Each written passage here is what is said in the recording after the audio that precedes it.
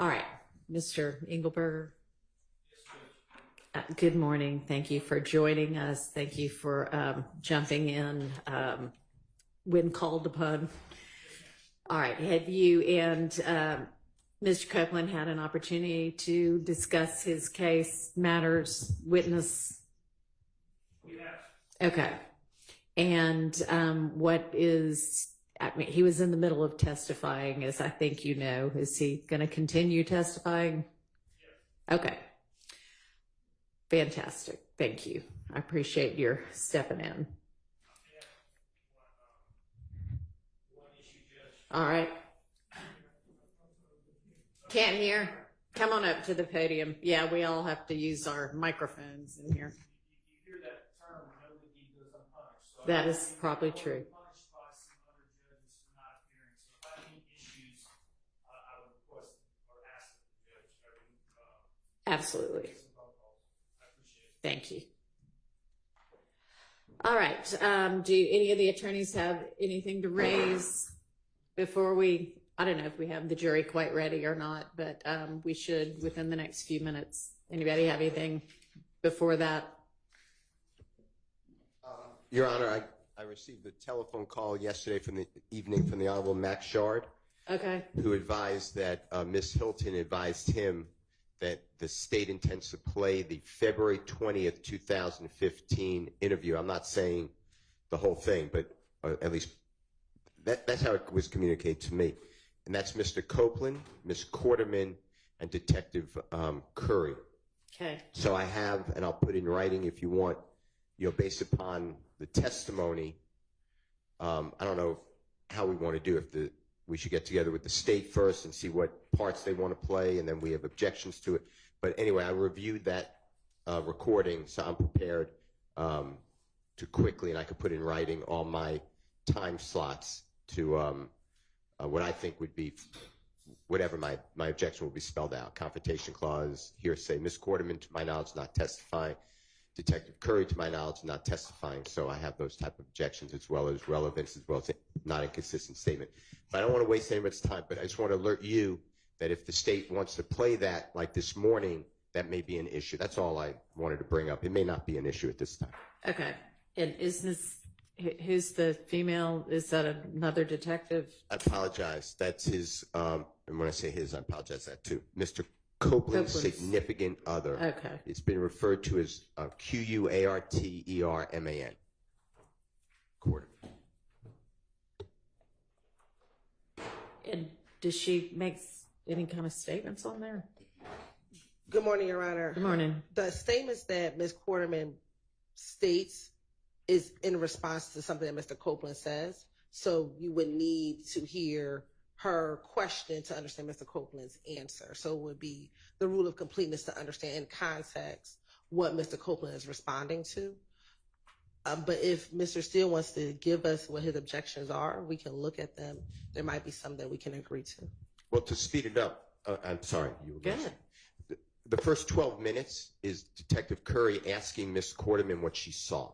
So this, Your Honor, you heard testimony yesterday, and I understand it's a blizzard that we put you into.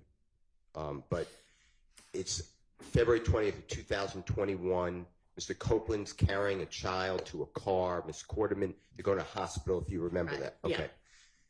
Ms. Quarterman is there. She's a witness. So she's asked the first 12 minutes by the detective, and they're both sitting there, so it's kind of an odd interview, but the detective says, I'm going to start with you. What did you see? So that's not, in my opinion, a rule of completeness issue. There is a portion when the detective leaves the room. I believe that's what Ms. Hilton's referring to. And the two, meaning Mr. Copeland and Ms. Quarterman, are having a conversation. Ms. Quarterman is giving information that I don't believe would be part of completing the story, make it in context. She's giving her own information. But again, that was part of the issue. Okay, thank you. Is the state's intention to play that first 12 or so minutes that is basically sounds like maybe the detective interviewing Ms. Quarterman? Your Honor, anything that's just Ms. Quarterman and the detective, no. No. Anything that is just Ms. Quarterman and the detective, no, we don't intend on playing. But the other portions, like I said, if Mr. Steele could just give that to us, we can review it and look at it. I don't think that the statements will be played before lunchtime, Okay. Your Honor. And so we can have an opportunity to look at it. The state also intends on playing the January 11th statement. And so I did call Mr. Shard last night because both the January 11th statement, Your Honor, and the February 20th statement were played. Little bits of them. No, the whole thing were played in June, like June 17th. Okay. And so I did not have in my email any proposed redactions from the defense. So I wanted to confirm that, which is why I called Mr. Shard last night to find out, was there anything, because we did play, I believe, both of those interviews in its entirety back in June, Your Honor. Okay. And do y'all anticipate objections to the January 11th statement other than those we've maybe already reviewed? Well, good morning, Your Honor. Good morning. So the January 11th statement, I did review that again last night. There are mentioned, my understanding of the task is to identify prejudicial, character, irrelevant, things of that nature, hearsay, confrontation clause.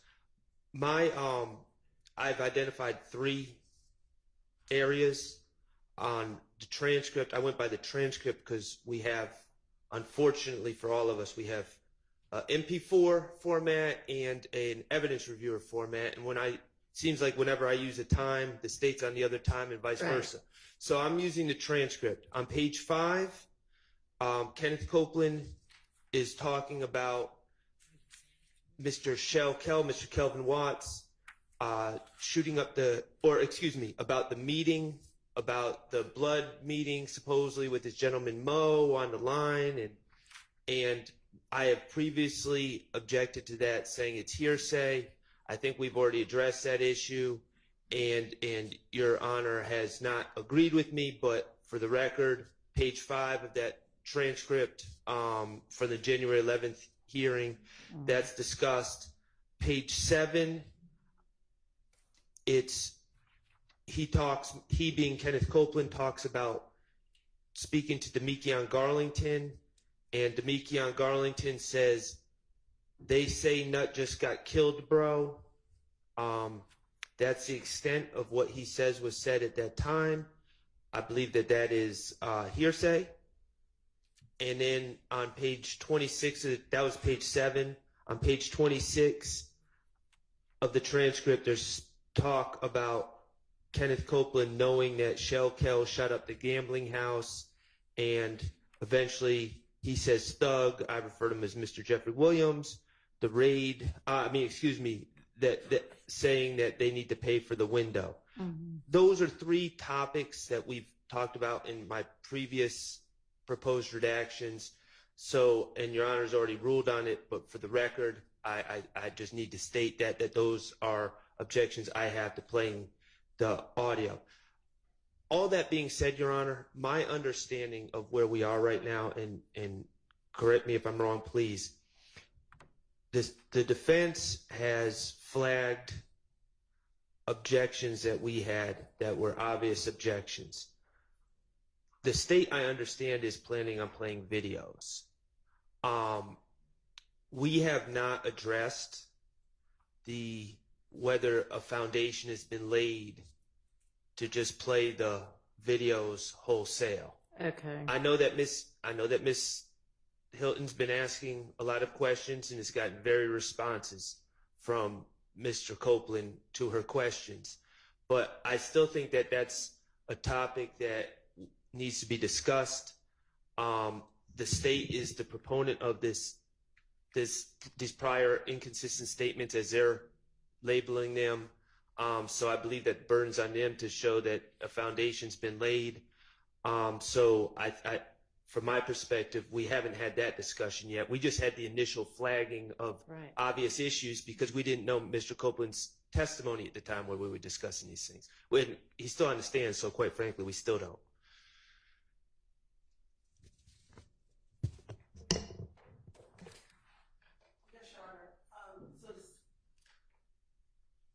So at this point, Your Honor, the state has gone through with Mr. Copeland the January 11th interview, the February 20th interview, the February 21st, and the January 28th interview, Your Honor. The state's position at this time is that Mr. Copeland has stated he doesn't recall anything that he told police at all in any of these interviews. And while I have been going line by line, which has been a very tedious task, the fact that he has said, I don't recall, I believe I can play the entirety of the interview, given that that's his blanket statement. But in an abundance of caution, the state has been going line by line. But I think I'm at the place, in all honesty, that I can play all these interviews outside of the redactions and I think that the foundation's been laid, that he's been given an opportunity he's been presented with them, he's been given an opportunity to say whatever he wants to say about them. He has essentially said wholesale, I don't remember a single word I ever said to anybody who is law enforcement, including every bit of these things, and they would be able to be played now the foundation's been laid. With regard, Mr. Steele, to your objections to the February 20th statement, other than the parts that I understand the state does not intend to play, that are essentially Detective Curry interviewing Ms. Quarterman, are your other objections new objections or things we've already been over?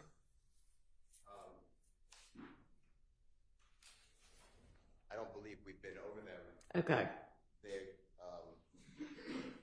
There's speeches made, that's my word. Advice given by Detective Curry on how to live life. Mr. Copeland gives his pontification on what life is about, and they talk about belief in death, and I don't see Okay. how that is relevant. All right. I marked those things. We didn't talk. Can you quickly get those together and get them to the state? And maybe if there's agreement on some of those things, y'all can come to that agreement, and whatever is left we can deal with over the lunch break. Sounds like maybe we're going to have a working lunch. I think I could do that. Okay, great. Appreciate it. No, I appreciate you. And Your Honor, I understand the court's ruling regarding the prior inconsistent statements. Just so I don't have to be a jack-in-the-box popping up every... Yeah, everybody's got continuing objections to anything that they have already stated an objection to that's been overruled. I appreciate that, Your Honor. All right, anything else? No. Everybody? All right. We have Mr. Copeland available? Okay, and is the jury ready? All right, let's get Mr. Copeland on the stand, and then we'll have the jury out.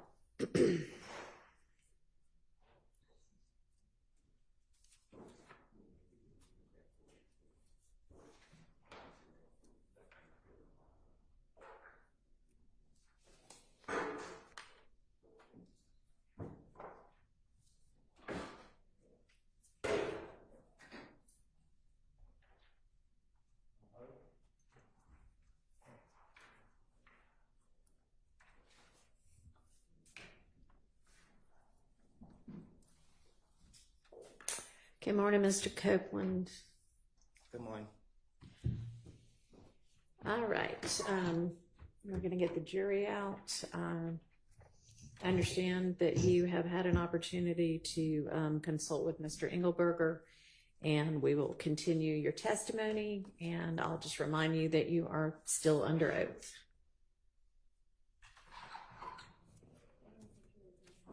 Okay, come on.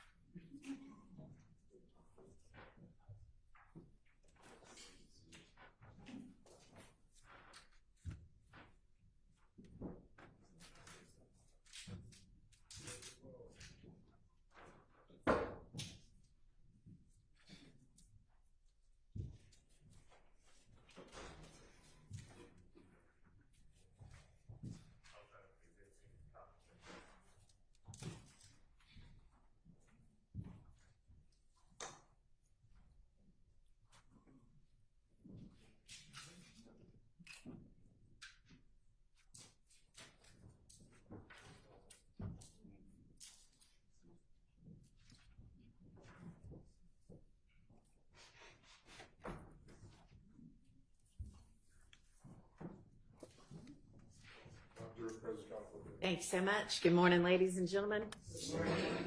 All right, Ms. Hilton, you can proceed.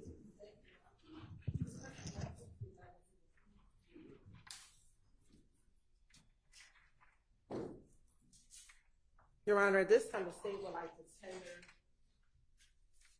State's Exhibit 378Y Alpha, the January 11th, 2015 interview of Mr. Copeland to introduce for impeachment purposes based on a prior inconsistent statement.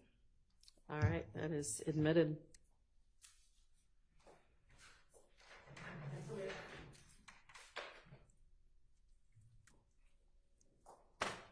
Permission to publish? You may.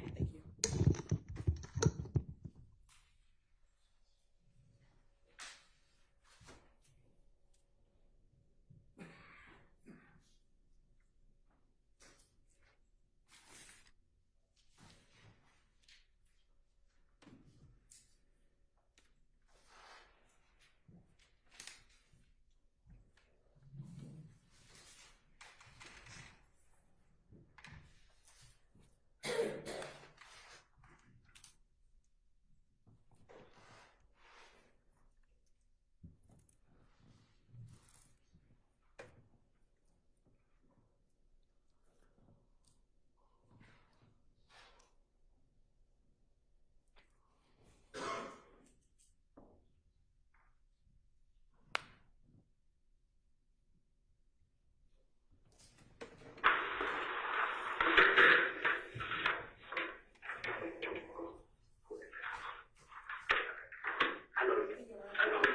Yes. 906. What am I supposed to do? What am I supposed to do? I told my activist, hey, we're gonna talk. Then I'm gonna talk to his family, okay? I'm gonna let his family put it out. But please, Ken, one thing at a time. Okay, Ken? One thing at a time. Do I supposed to be listening to it? I know, man, it's frustrating. He's not gonna stop. Okay? The brother is gonna play it. Yeah.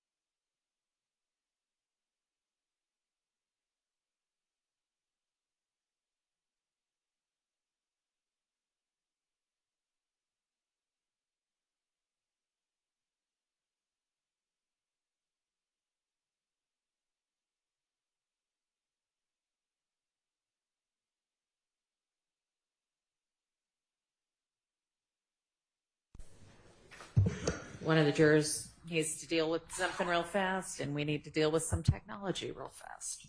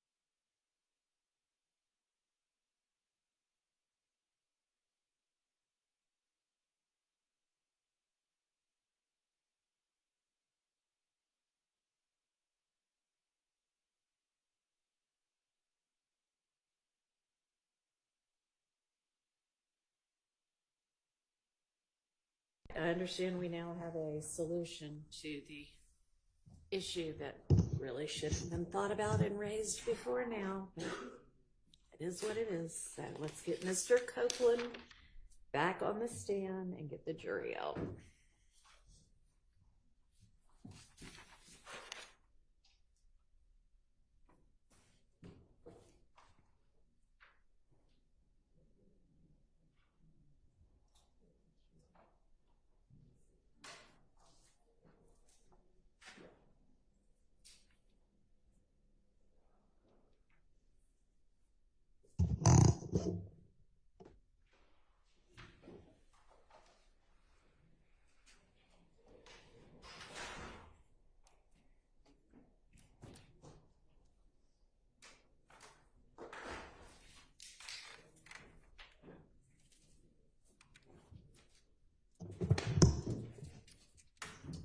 Go ahead and get the jury out. Mr. Copeland, I think we've got a solution so that you'll be able to hear the video while it's playing. You can just put those headphones on.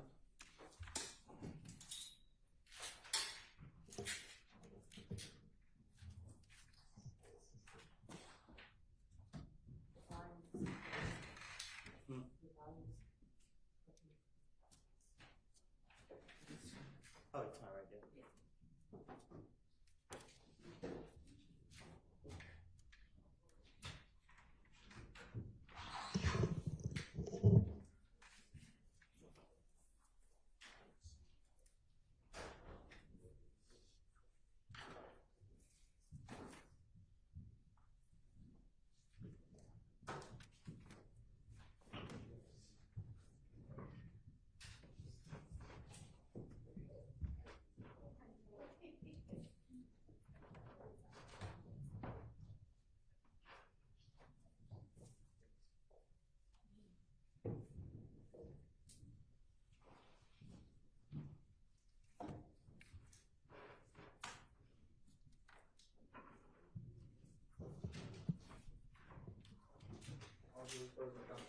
Thank you, ladies and gentlemen. Thank you for your patience. I cannot even imagine how many times y'all have already been told that over the course of this trial.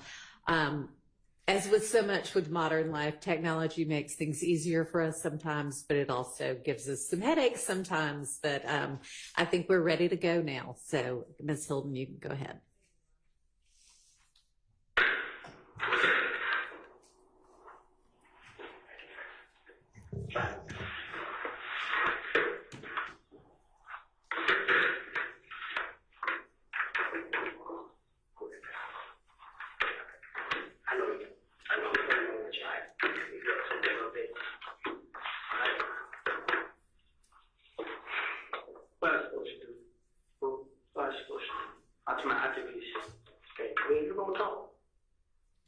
Talk to his family, okay? I'm gonna let his family put it out. But please, Ken, one thing at a time. Okay, Ken? One thing at a time. All right? I know, man, it's frustrating. He's not gonna stop. Okay? The brother is gonna, cause I don't know what I did to this man, bro. He won't. I've been face with him, bro. I shook his hand like he's over it, bro. He's not no more, bro. You feel what I'm saying? Because that's why you gonna sit down and you gonna tell me what's going on between you and him, and then we go from there. Okay? What's gonna happen after the victim? What you mean? When I get him, okay. So, I'm gonna take care of that for you. Like I said, get the family, his family, to tell them to leave you alone. If they ain't got no proof showing that you did anything, they need to leave you the fuck alone. Yes or no? Yes. Okay. All right.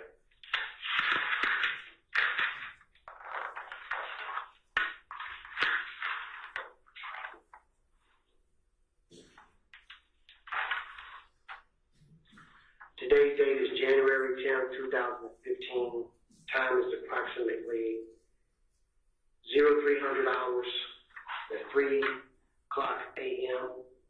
I'm here with Mr. Kenneth Copeland. Yes.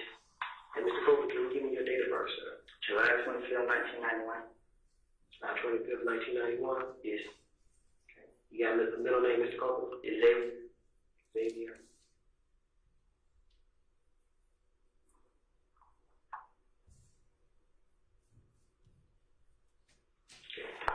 This is a reference to the homicide investigation of victim name of Donovan Thomas. It happened at 330 McDaniel Street, Southwest, City of Atlanta, Fulton County, State of Georgia, on January 9th, 2015, with Atlanta Police Case number 15010-210.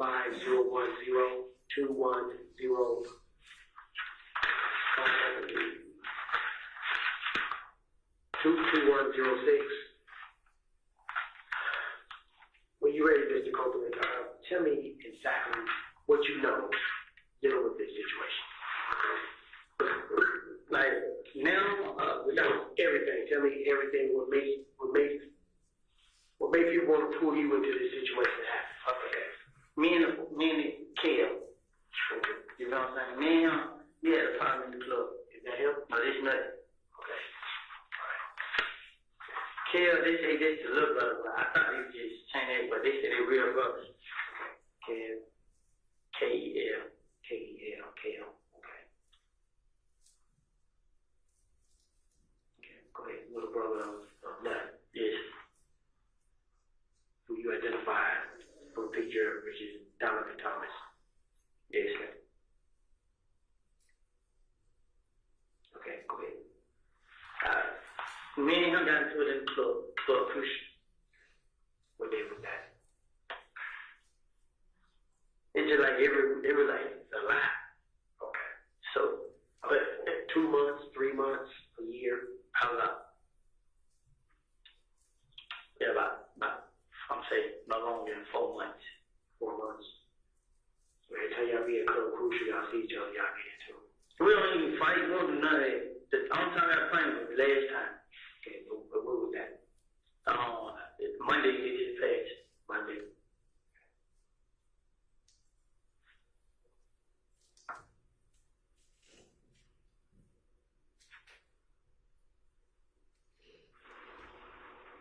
Okay, go ahead.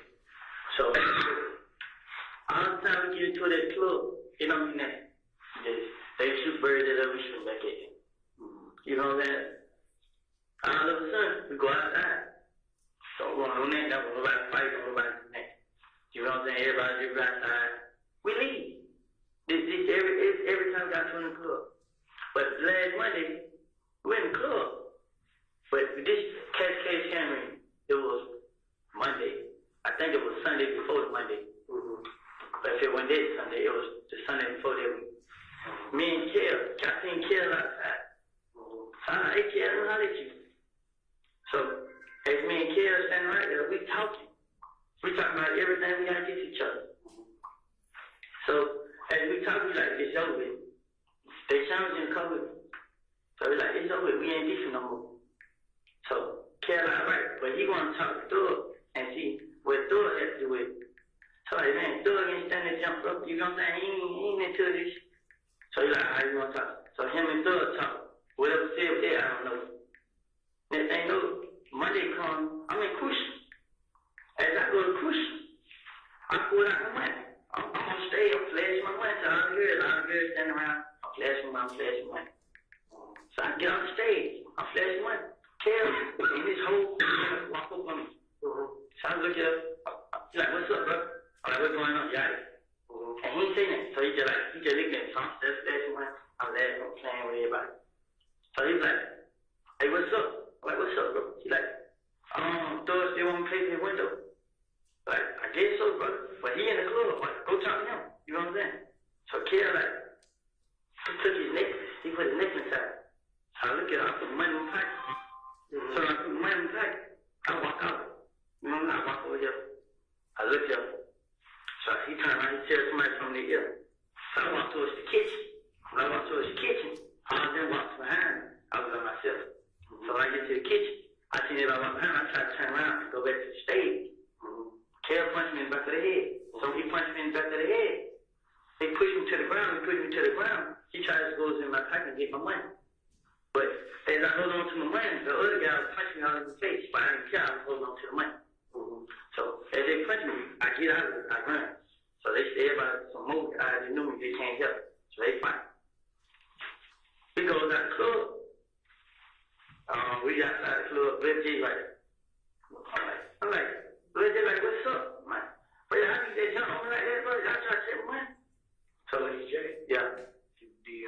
rap DJ, the rap.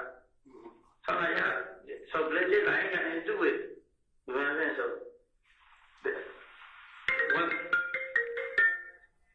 one of my buddies had fought with a J. So after they fought with a J, we leave. We leave the club. Then they have what day is? Today, Saturday, yesterday, Friday.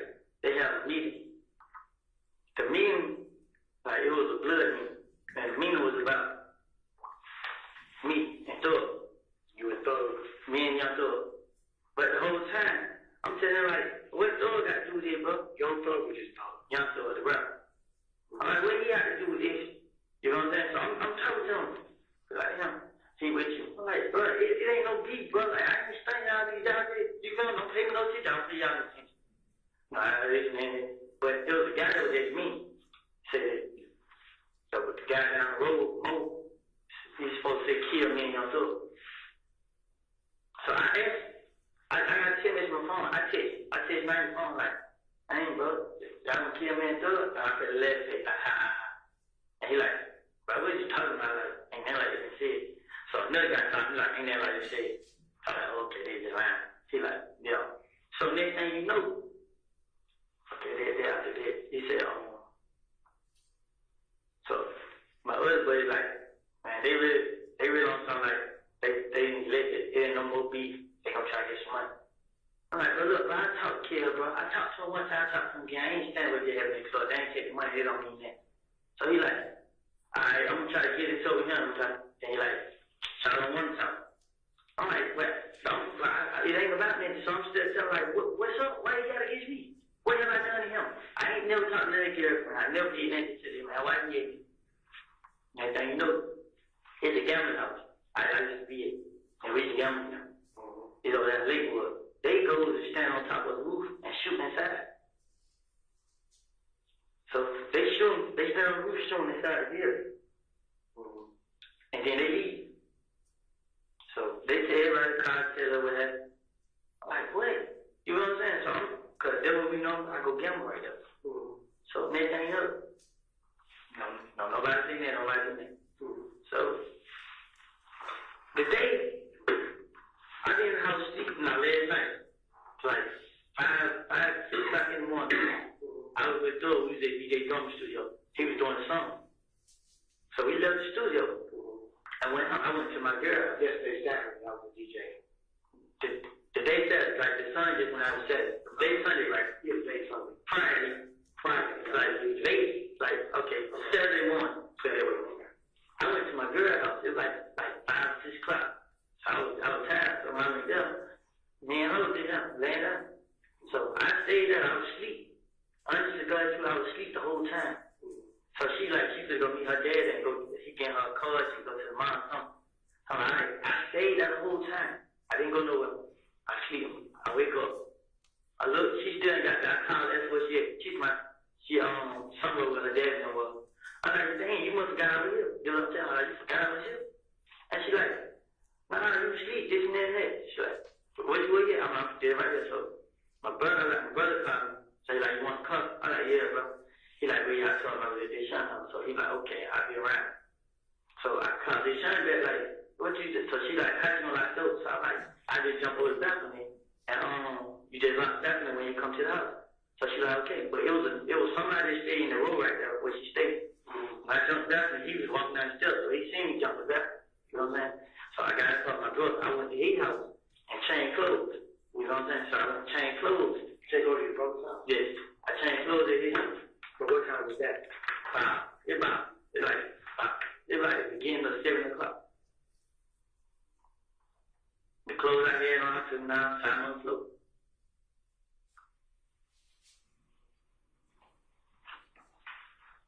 I got the car. I had rolled to Canville. The girl gave me this. The girl Moochie.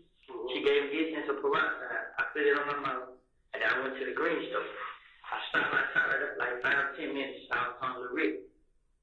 I got in town to Rick. I had called D. Like, what you get? So he's like, you on Cleveland. I'm like, I'm to pull up. So I ride on Cleveland. When I get right up by McDonald's on Cleveland, Lil D like, But they said, another J got killed, bro. I for real, bro.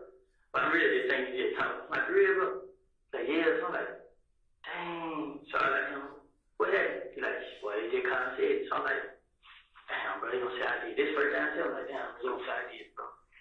He like, shit. Before no, you ain't do it. So I'm like, shit, who he like? He don't know. You know what I'm saying? So I'm like, all right. So as I leave down, most of the come like, oh, you know, they folks might me and him shot nut, Moto. They said me and him did. You got known for Moto? Yeah, Moonk. Tnook, I think.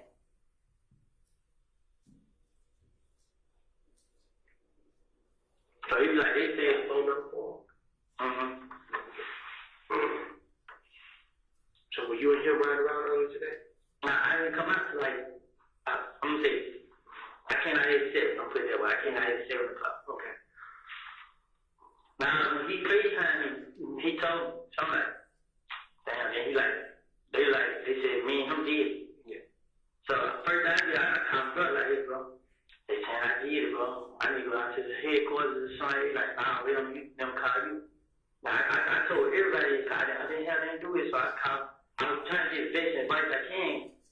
And they know they were like, I called the girl mama. I was talking to her before they shot her house up. And her was talking on the phone. Don't be getting on right now. 404.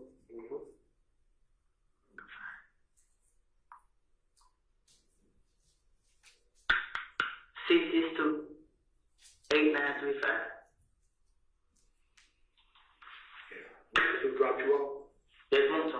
Yeah, that's the one who dropped you off to come talk to me? Yeah. Yeah, what kind of car you driving? Blue. It's blue or gray. It's a Malibu, the new Chevy.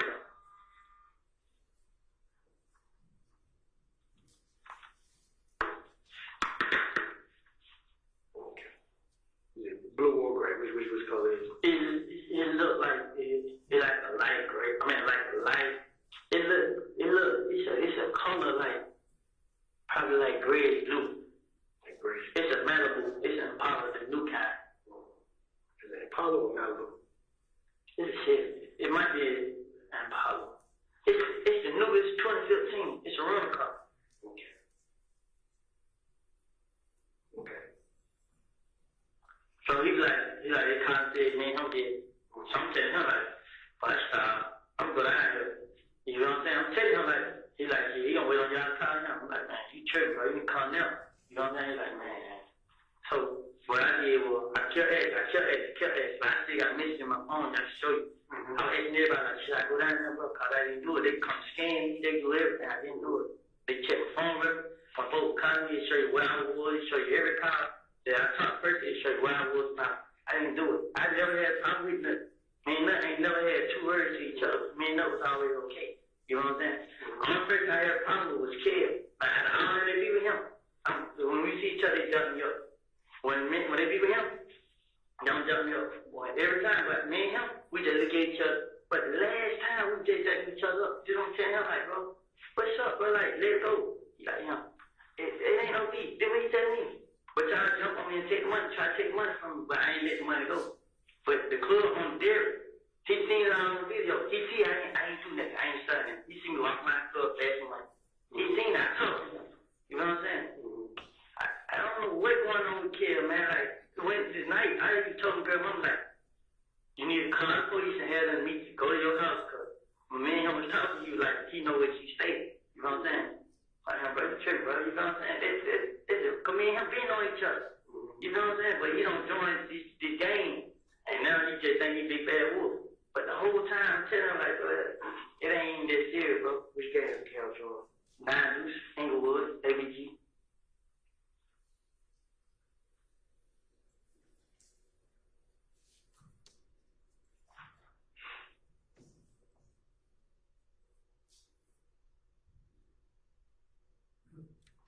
That's Bloody J's group, ain't it?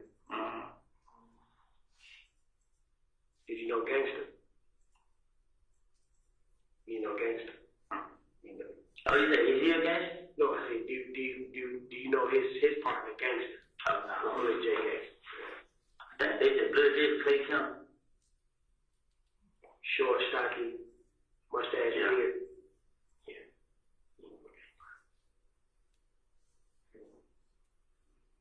But the whole time I've been telling, like, even when they did that, I wanted to call his phone, but I called his phone, but he got his phone call. Like, he turned it off.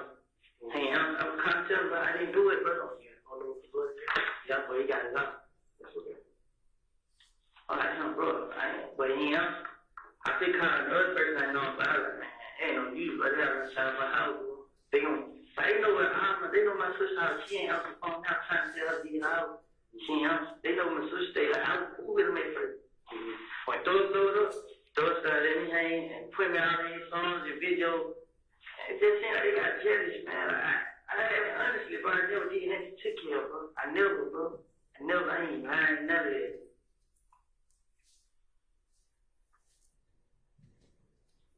Four 518 9892.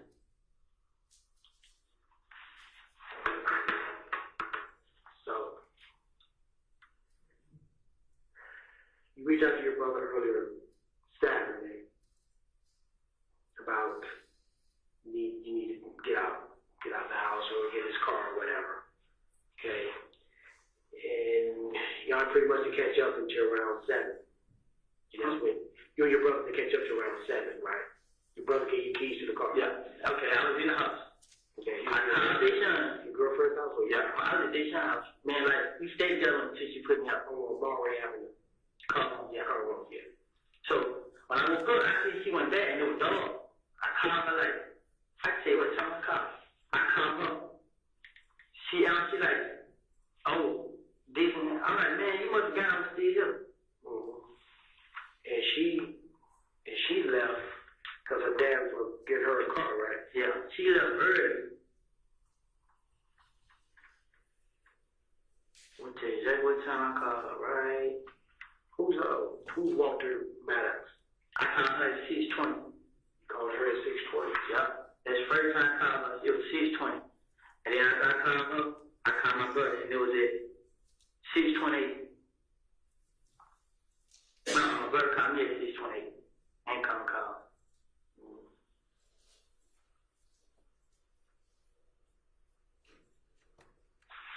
Who's Walter Lee Maddox?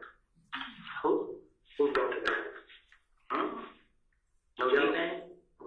Did y'all ever rent or own an Infinity? Infinity. Y'all ever rent one of those cars before? Mm-mm. Have you ever been stopped in an Infinity before? Have I? Yeah. Had an accident in an Infinity? No. A maximum? Have I ever had a cover again? Mm-hmm. No. Okay. Let me think. This year, Anytime. I had coverage in the Pontiac. That was a couple years ago. I ain't had no coverage. I ain't had no red sleep. I ain't have none of it. What kind of car your brother drive? Who was that in there? A white Dodge Charge. This truck car he gave me. Your brother got 2 cars? Nah, his girl got a car in the car. He got the Dodge Charge.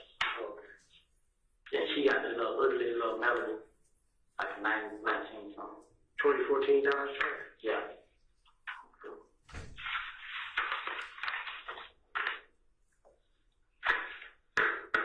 White.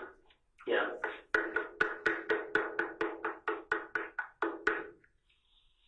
Who drives a Nissan?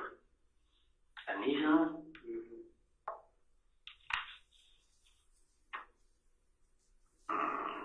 What color? What color is it? Gray. I like that on Nissan. Okay. Y'all ever had a Infinity Gray? A gray Infinity Q45 before? A truck? No. A cup? Yeah. Like I know of. I actually probably maybe his car. Or red car he had rented or something like that. That's cool. That's cool. I was saying, no red and fan. I don't know if I did. So, you never had a problem with that? Never in life. Okay. Never cool. Okay. But you just had a problem with the cable? Yes. Describe the cable to me. Show you a picture. Is he tall? Nope, he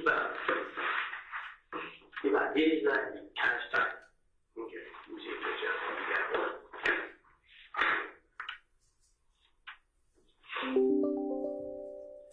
See, it was more talk, they drop you off. Yeah.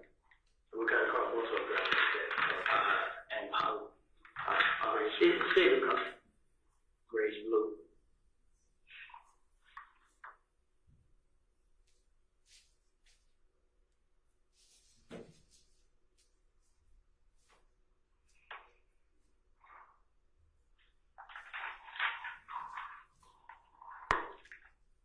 This the Camaro right there. This the way it goes out at night. Yeah. Who car is that? I think it might be his car. Yeah, who's that tonight? And who's that? Who's that? His name Lil Dave. He be with nothing yet. Okay.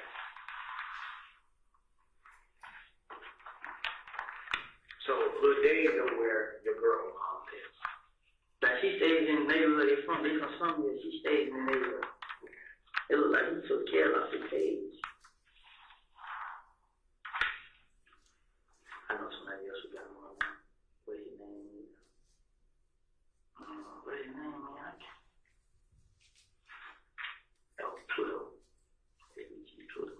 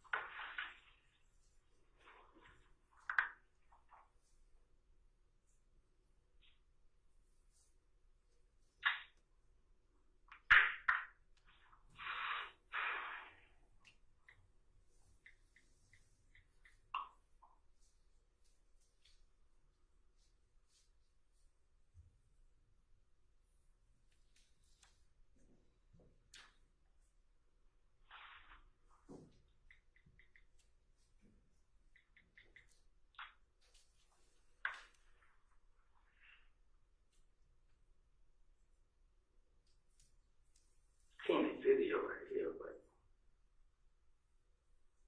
it's video on Blood J page, but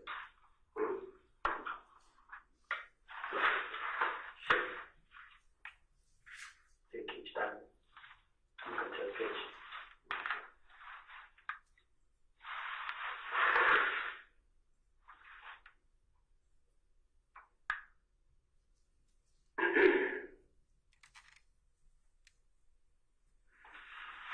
I'm gonna go to his H1B. See. They had paid right there. They private. Okay.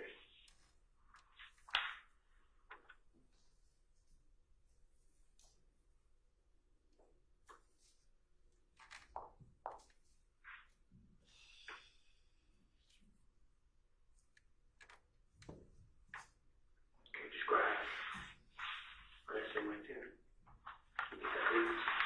It ain't gonna go. I'm okay. Why you doing that describe, Caleb? I'm going on that page.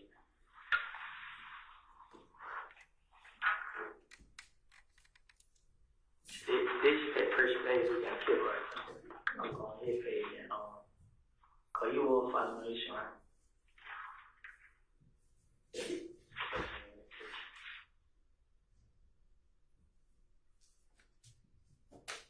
He got a picture I just seen.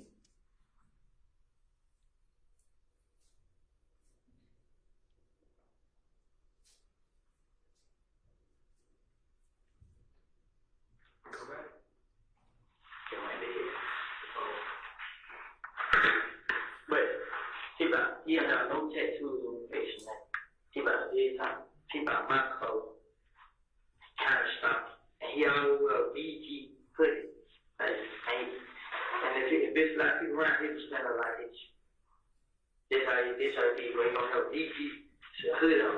Like the whole lot nigga was. Okay, his name is Cal. Is it Calvin? Kel, like, I don't know his real name, but he kind of said Kel. So, you know, it's Kel, K-E-L. Okay. See if I'm pause real quick. Nah, he ain't gonna cut on him, I'll say a little Charlie, man.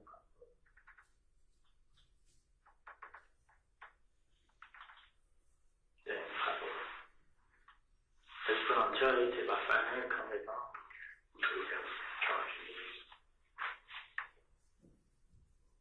Let's see, we got all the office, okay? All right.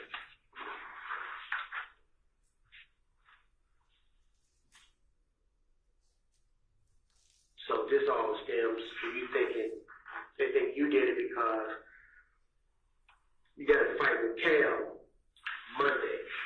Honestly, I get named for everything that happened. Like, my name come up in everything. Everything, like, this is my first time name ever come up in murder, so I didn't know what to do. You know, so you and Monto, y'all wasn't together till later on today. No, we didn't get together. I called him to him. Most person told me, and then he was like, so I had a conflict, like, hey, bro, what should I do, bro? Like, cause I asked my brother, like, wait on police. I really wanted to come out on my own and just talk, like, then when they started shooting at the house, I really didn't know what to do, so I tried to get some advice. I called Monto, come, like, I'm telling Monto, like, what should we do? So they're like, I told you, he was like, I'm like, bring me down here, you know what I'm saying? He came, brought me right here. Like, you gonna come in, like, I wait around, call me. Okay. I well, this on you then. Okay.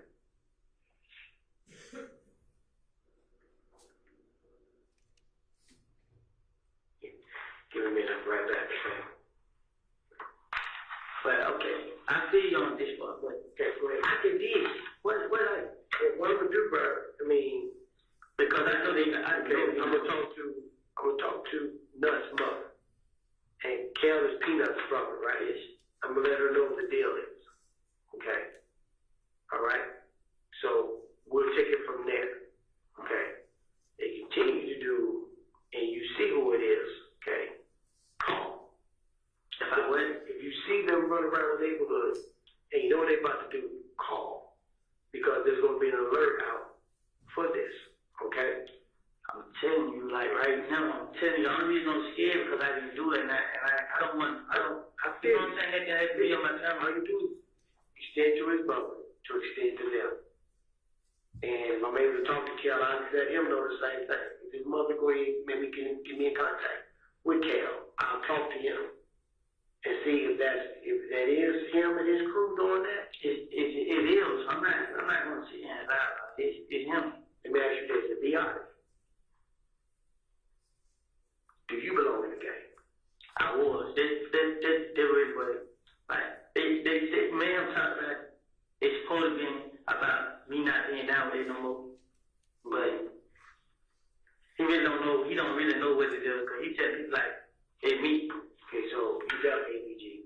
Yes. But it was in 2000, I had went to jail in 2000. I think it's 2015 now. I went to jail in 2013. 12. I went to jail in 2012. And I did a year. But when I went to jail in 2012, I didn't get down with the game. I told them I went in. So when you got out in 2013, you told him no. I never told them. I just started going around and I went playing. Okay. You know, so now they see me with thug. And they don't claim what I said. I'm like, you know what I'm saying? It's real. So I'm going to get some money. And that's what we told a couple people. You know what I'm saying? I don't know what it's about. But that's what you're supposed to say. You know what I'm saying? Yeah. I messed up on them. So I got you. Yeah, so they got the ass with you. but I know that they saying like I didn't know it was over with. I did something. I know it ain't, you know what I'm saying? I ain't trying to go to jail, I ain't trying to jail, I ain't trying to go to nobody, I'm not none of this. Me and nothing ain't never had a problem. You know what I'm saying? Somebody I was showed you. A person come on my Instagram page and say, you gonna die tonight. They come on my picture and say, On your Instagram? yes, you gonna die. What's your Instagram page? WOODY 372. WOODY. DY 372.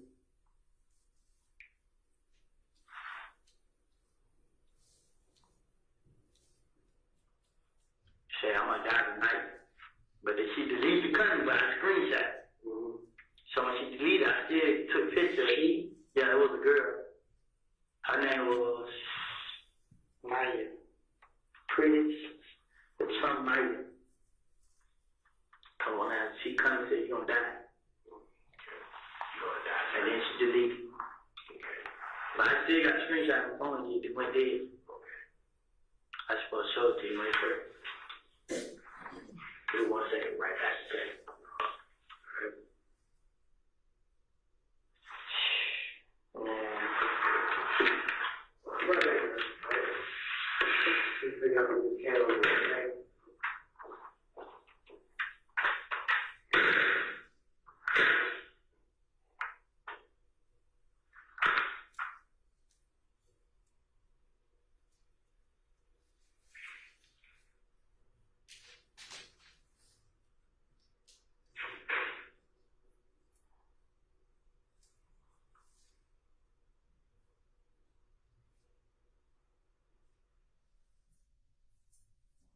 You're right. We're going to pause at 3:32:11 and resume at 3:35:48.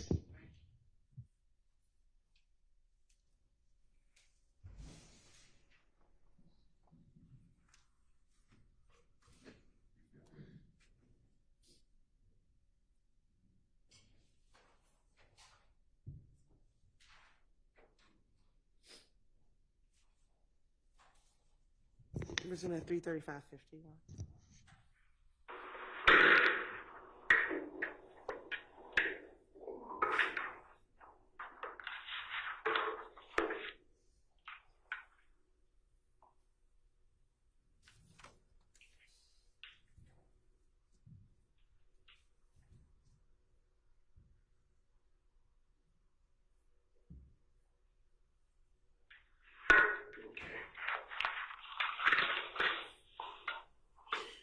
You got no for Cal, do you? You got no for Cal? No. I had it. Yeah. Who's that? No.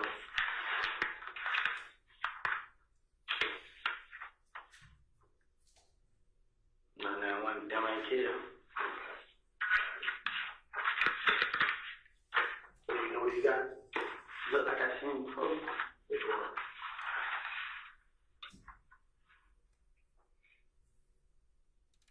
Look like I seen both of you with a kid.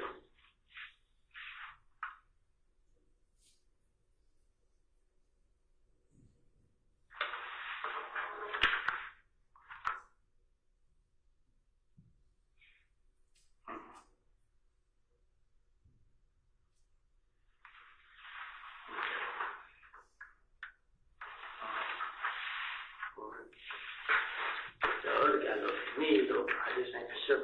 It's him.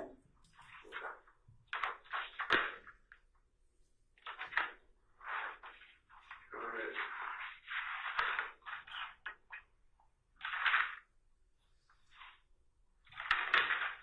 So Moto dropped you off and went on about his business. And he drives English gray or grayish blue Chevy Impala or Malibu. Yeah, it's a rental car. Okay, it's a rental.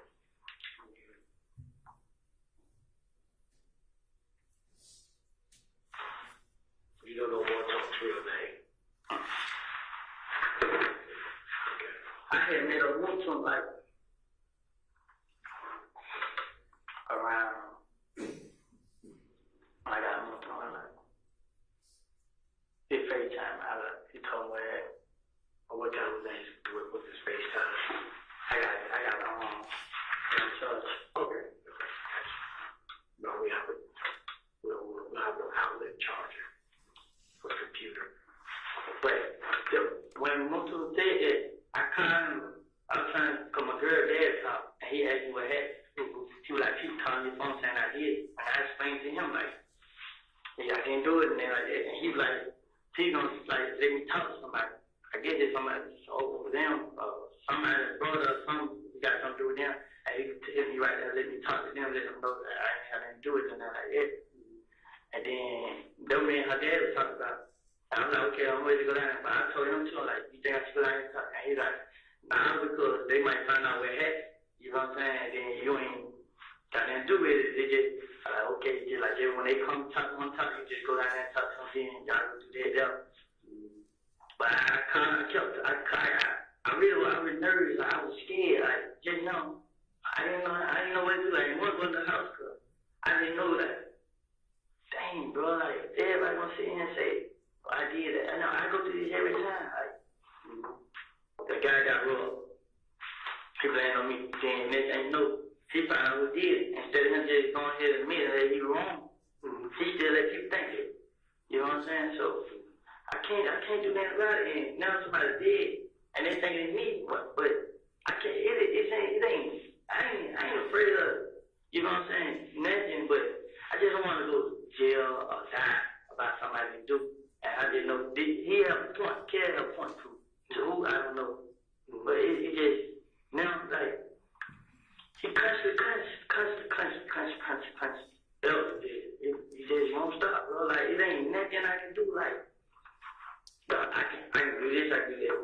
Like they know I stay because we were cool. You know what I'm saying? I took my sister's house, my brother's house. We was one night together and everything. Not care, but the ones that be around.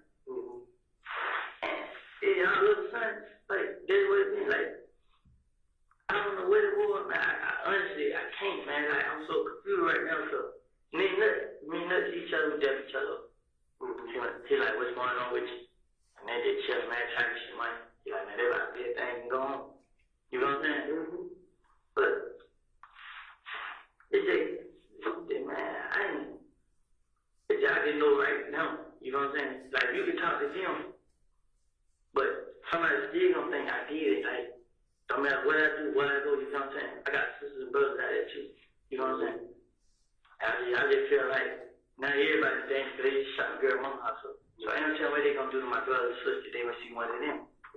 I didn't have nothing to do with this. Like I never was deaf on nobody. You know what I'm saying? I would never stun them, but I still ask me like, wait, what y'all got to do? You mad? Don't have no money now? I just pop like that. You know what I'm saying? I thought it was pop money. That's how I talk about money. But now, this man go show a girl in my house, bro. Like, that ain't gonna call for, bro. Like, I'm so worried right now because I talk to her on the phone, she crying, and then I don't know if she gonna put it on me, but like my phone, but when I talk to her, she didn't say that. But I just told her like I didn't do it. Like, I don't know what to do. Like, I didn't do it. Like, I'm lost. Like right now, man, I really am, man. I'm scared. I'm lost. I'm always wondering. I can't think, man. Like, I don't know what to do, man. I don't, man. Cause my name come making everything. I'll be the same way. But now somebody's dead, and I didn't know. I know how to feel to lose one. You know what I'm saying? I lost my closest friend. You know what I'm saying? And now these niggas, they showing up at mama houses and stuff like that, bro. Like, and it ain't even dead. It ain't. It's a game. It's the whole clique. You know what I'm saying? They deep. You know what I'm saying? That's the only thing that put fear in my heart, because now I gotta watch out for everywhere I go. I have to watch out, and it ain't nothing I can do about it, you know? I didn't have nothing to do with this. I didn't kill him. I didn't have him killed. I didn't never try to fight him. I didn't never try to rob him. I had never done nothing to nothing. Me and Kerry, we don't see each other plenty of times in the street. Ain't never did that to each other. It been plenty of times. Ain't never in life, man, like never. I'm so frustrated, man. I call my brother, man. Then the advice he gave me, it ain't no good. What advice your brother gave you that you think is no good? I told her, I want to call her, but call the police and have them come to the house. You know what I'm saying? I usually tell y'all, but it ain't gonna be nothing y'all can do, you know what I'm saying? Cause from what people say, retarded. Kill's supposed to be retarded, something like that, you know what I'm saying? But I ain't scared of him. You know what I'm saying? It's more to life, bro. It's like, no matter what I do, everybody always blame me for stuff. So I know there's a lot of people against me, you know what I'm saying? But I'm frustrated, man. I can't. I can't. I want the income. You know what I'm saying? Yeah. I didn't know. People like, man, they'll lock you up. They can't lock me up. I didn't do it. Yeah. You know what I'm saying? They don't tell them. They're like, man, but they keep telling me to wait. And this, I don't want to wait. I don't want none of this shit. I don't go out now, get out of the way. Then when I do, they wait. Just do what somebody tell me. When I go down there and tell y'all, and y'all go out there, who gonna stop me? That's the only thing I'm afraid of now. Who gonna stop me? I'm really am scared, man. Like, it might seem crazy, but Do you know, did you hear anything on the street about who may be beefing with Nut? I didn't know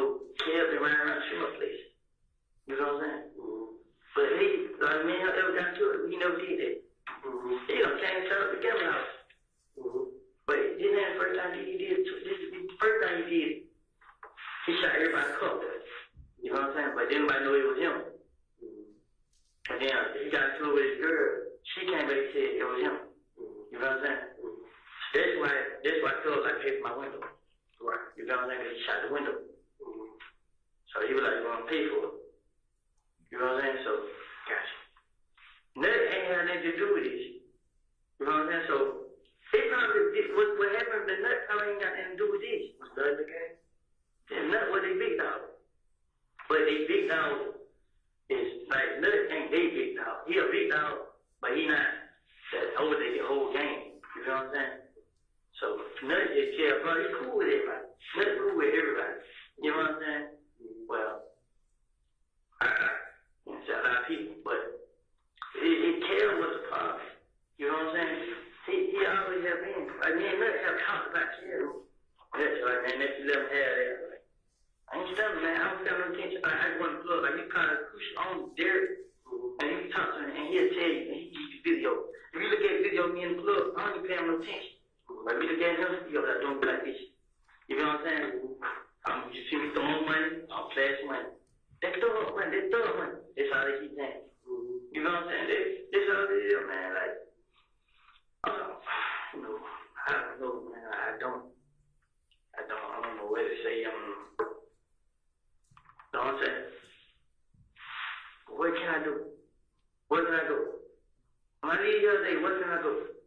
Because I have a lot of sisters and brothers. My mom has 10 kids. Half of them got their own houses. You know what I'm saying? Is it around the area? Yes. My sister, I got a sister on Boulevard, sister in Oak City. My grandma stay in Oak City. My girl stay in Culver Home. My brother stay in Culver Home. My other brother stay in County. You know, I got that. But they understand. My sister, I'm afraid they might know she stay on Boulevard. And my big sister, I know they know she stay in Oak City. Yeah. Because they smart like that with who? He killed right hand man.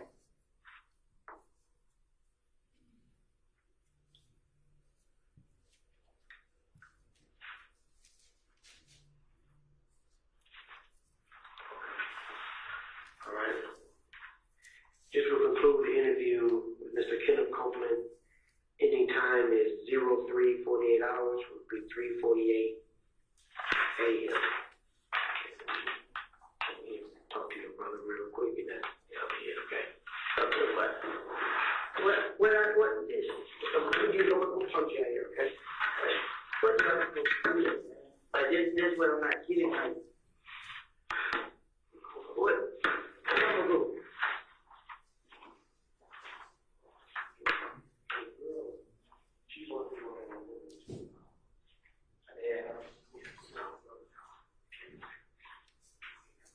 No.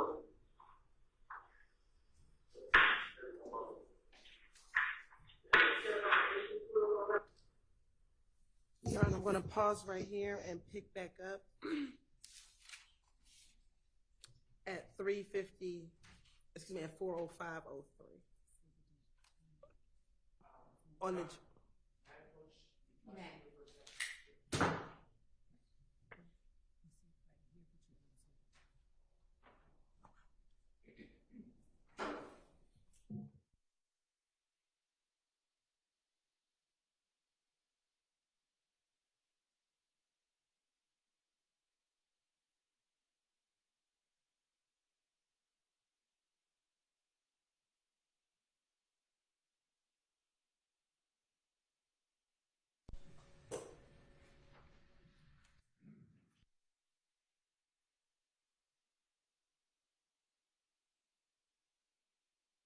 and we're going to pick back up at 4:05:21. Your Honor.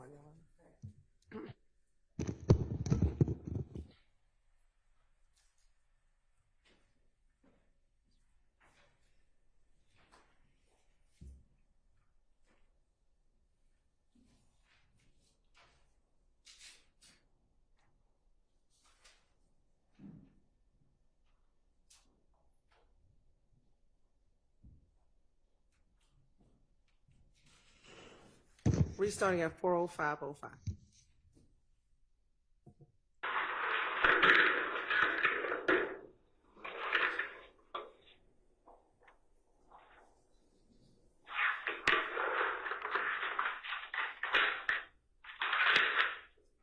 here, same interview with Mr. Kenneth Copeland. We'll give information in reference to the homicide investigation of Mr. Donovan Thomas. We have it at 330 McDaniel Street, Southwest. Atlanta Police case number is 150102106. Today's date is still January 10th, 2015. Time is approximately 4 o'clock a.m., which would be 0400 hours. Okay. Mr. Copeland, go ahead and tell me what you just advised me of in the office.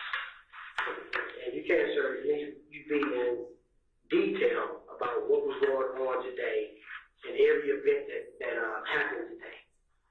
Okay. Okay, I left my girl's house. My brother gave me the car. So my brother gave me the car. I had to pull up in Mechanicsville. And the girl, she gave me a little bandage for my mouth. And I put out a little song in my mouth. I left there. I went on Cleveland. I was with Lil D. Picked up Lil D. You know what I'm saying? So Lil D was like, hey, boy, they said, no, you got shot. This first thing he said, like, for real. And then D like, yeah, we talked. So I moved to him FaceTime me. And he was like, he told me the same. So I was like, well, I just heard it. He just told me. So he was like, yeah, he's like, you know the name is screaming. So I was like, who? I was like, shit, you know, I already know. He like, yeah, but if he got shot, so we wouldn't think it would be a deal. So like, all right. So Moonton like, you could come out. I was like, all right, come when you come out. So I got a phone with him. So I took the deep down to the whole house. I'm going to scream my name to the girl house. I went and got this son. I put up at Georgia's house. I called her, she came out the door. She got out the door. I said, hey, where does JoJo live? She stays on Metro 5 behind the Chevron. And it's a little apartment.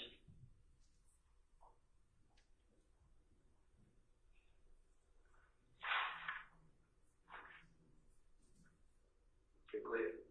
So when I went to their son up to JoJo's house, I told their son, like, they say, no, got shot. And she was like, for real, the one, him and her dad know each other. She like, yeah. I said, this and I did. Like, everybody on Twitter, like, already met. So I'm telling her, like, damn, man. Like, so she like, well, what we gonna do? I said, man, I'm gonna go out and talk to the police. She like, okay. This is me and this son talking about. But I had, me and her rolled out. She said she wanted to have me. She ordered food. She got food. So we were going to my brother's house, because I was going to talk to my brother about what happened. I seen him tennis. And then when I get to my brother's house, I'm turning left into the apartment this week. And where do your brother live? Come home. I'm Maury Avenue. I'm turning left from Pine Road to the inside apartment where he stayed. I see this Camaro flying behind. But when I turn left, the Camaro, like, they go straight. And then I go, instead of going in front of the door, I went around to the gate. So as I go around to the gate, I had the wrong gate card. So the gate card was to this son's apartment. So as I was clicking, it went go to our dad's back to go park around in the front. Because I was going to have a brother call the police. So as I bed back, I see the same Camaro fly to the stop sign, but it was going to stay there initially. And they turned left behind. Like, when they turned left, I was in front of them. So I went to the stop sign, I made the left. When I made the left, I went to the next stop sign. I went to the next stop sign. There's 2 more cars flying in front of me. But they made the left coming down Pine Road into the front of me. And I was already in front, so now we faced up. I turned left again to go back in front of my brother's door behind the church. So when I turned left, I looked back in the mirror. I told his son, like, this them right here, duck your seat. So when as she let her seat that I was leaving them, they pulled to the stop sign. And they sat right there, they looked at us. And then they went straight. I got in front of my brother, though I ran the stop sign, I went right. I went to the stop sign, I went left. I took out, went towards the precinct. I went through the little what's name and got me expressway. Precinct where? Like on Lakewood, FCA. Okay. I went that way. I got on the expressway. I got on City Road. I was going to my grandma's house because I knew they didn't want to know that's my grandma's state. But before I got there, I had dropped his son off at JoJo's house. And I got JoJo dropped his son off. We took the car to Greenburn in front of the police precinct and left the car there so they wouldn't shoot nobody in the car and then like that. So we parked the car in front of the precinct and then we rolled out. That's when I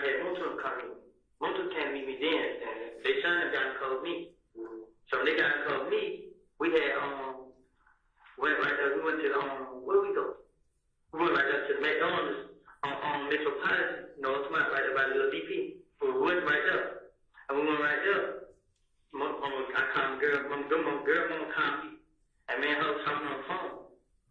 And she was just asking me like what's going on. And I was telling her like what was going on. And she was just like, okay, all I need you to do is just don't go out there and get yourself in no trouble. And I was explaining to her like, I ain't going out there. I'm like, I'm not going out here. I'm not trying to get folks see me, but they go and shoot up my house and stuff like that. You know where you stay. So she was just like, it was loud where she was. So I wasn't expecting her to be at home. So she was like, okay, don't worry about this and that. And so when I got off the phone with her, I called my brother. So I'm like, bro, I sent him 10 minutes like, bro, I think I need to go down and talk to these police or something. Cause I'm like, cause I ain't do it. And I went nowhere around. So my brother like, he called me. When I tell him, he called me like, all right, and he was at the restaurant, the bar in Canada. So when I called him like, but Deshaun kind of told me, so I like called Deshaun mama back. I mean, Deshaun like they shot my mama's house, she crying and stuff.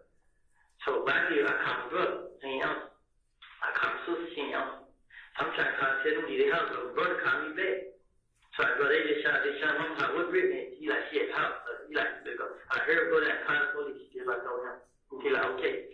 So what he did was, he heard it went to his house. When he got to his house, he called me like, I'm at the house, like I'm getting ready, like call the police, bro. Call them, tell them to come to the house. You know what I'm saying? He like, you want to talk to him? I'm like, yes, I want to talk to him. All right.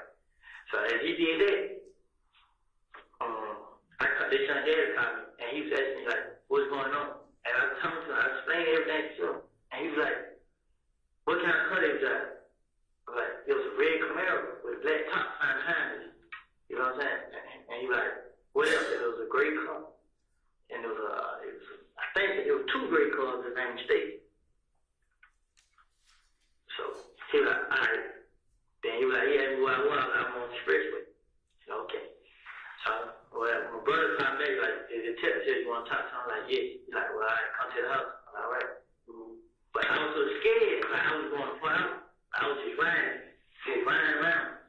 So I went like towards Hateville. I got on where the chick fled. I had got on right there. I rolled down, went to the gas station, got the gas, got the country road. I went towards Lynch. When I got towards Lynch, Deshaun had called with you right there. So when she called with you right there, she was like, you like come down here and talk. So I was like, all right, I came from Lynch, came right here and talk. And let me see, what else? They like, besides all this, I had went down the door house and like, see what going on. Like, bro, these folks can't shot this young mom house. Like, for real? Yeah, I'm like, oh, what I supposed to do, bro? Like man, this out of the way, bro. Let's 12 handle that. 12 deal with that. This all you kept saying. Like, man, bro, you talking about let police handle that and deal with that, bro. These folks kill my son. He's like, man, folks, he know them better than I do. I mean, them folks, man. I honestly, it got me lost on confused, on frustrated now, because I ain't do it. I ain't have nothing to do with it. Can't nobody say they see me do this. Can't nobody say they see me do that. I ain't have nothing to do with it. They come shoot at my house. They ain't got down to the bottom of the story. They don't know what's going on. First thing, come right in. First thing they did. First thing, like, my name comes and everything, but some people are trying to hear it out. Some people won't. You know what I'm saying? But I know what it is. You care. Everybody call the phone. Be careful. It's a lot of them. They got a lot of them. Be careful. It's a lot of them. They got a lot of them. It was everybody call. So I honestly don't know what to do. Like, you know the kind of car I got. They know what I say. It ain't nowhere I can go. It ain't nowhere I can hide. I can't connect. You got the White Dodge Charger, right? Yes. What else you have? That's it. So my brother come, he let me drive. And what kind of car your brother got? That little gray Malibu. That's his latest car, right? His girl. And what car he drives? The white Charger. Like, he just gave it to me tonight. He like, you want to call to the house sleep? And he like, you want a cup? I'm like, yeah, bring it to me. And I'm like, damn. Oh yeah, Deshaun here went to the movies too. So it was that. I gave Deshaun a cup when she went to the movie. So it was 11 o'clock. I know the time was 11 o'clock. She like moved over it. It was her, Bull, and Dime. It was them three in the cup. They parked at Greenbrier. My guy covered us. And you caught up with her at 11, not 9 o'clock? I called them by them. Cause they had went to the movies. I gave her the car. Okay. So they were about 9 o'clock. They got behind us. And then they son and got the car went to the movies. When she got back from the movies, I told her like she told her dad she going to meet her dad at Blue Flame. And I was like, why are you riding around my car? You know what kind of car I got. And she like, well, she plugged it. So I was just like, plug it anyway and get out of it and get in close to my ear. Get it cut. You know what I'm saying? Just you need just come on out first. And she's like, well, so when I called that, she him. I kept her. And then she finally answered. And she was like, she on the spur with just paying Cascade. So I'm like, well, just if Nick is, she's like, Nick is with Greenberg. I'm like, get all right there. I'll come meet you right there. So she got all right there. I met her. I can't meet her right there. You met her too. It was Bull and Diamond. Bull named Denise. Who you riding with? I ran with him. And his girl and his baby. It was them three in the car and me and them three was in their car. And they got in the car. All of them got in the car. Okay. Cause Moonshine trying to find somewhere to take his girl and baby. I think they know what they say too. So, but he said, I called one of his name Big Killer though. He said Big Killer called and told him. But they said me and him did. So that's what he came and told me. But I got him like, bro, we need to go out here because they can stand there, they can tell we lying to tell the truth, bro. And he just like, shit, man, I'll go when they come, but you can call him down. He'll come. I'll call. Okay. All right, bro. All right, that's it? Yeah, that's all. If I have anything else to him, I come right back down to the club. Okay. I ain't got no problem with nothing. I didn't do this and none of that. It is now 04:18 hours. It'll be 4:18 a.m. to conclude another statement from Mr. Kenneth Copeland dealing with a homicide investigation. Mr. Donovan Thomas. Atlanta Police case number is 150102106.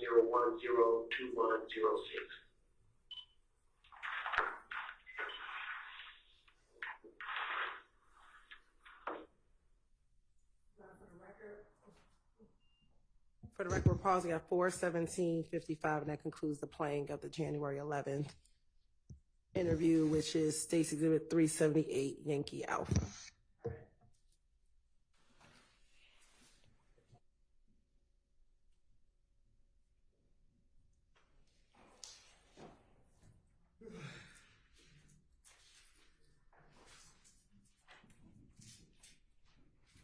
Judge, Yes, sir. I can go to the bathroom? Yeah, we can all take a bathroom break.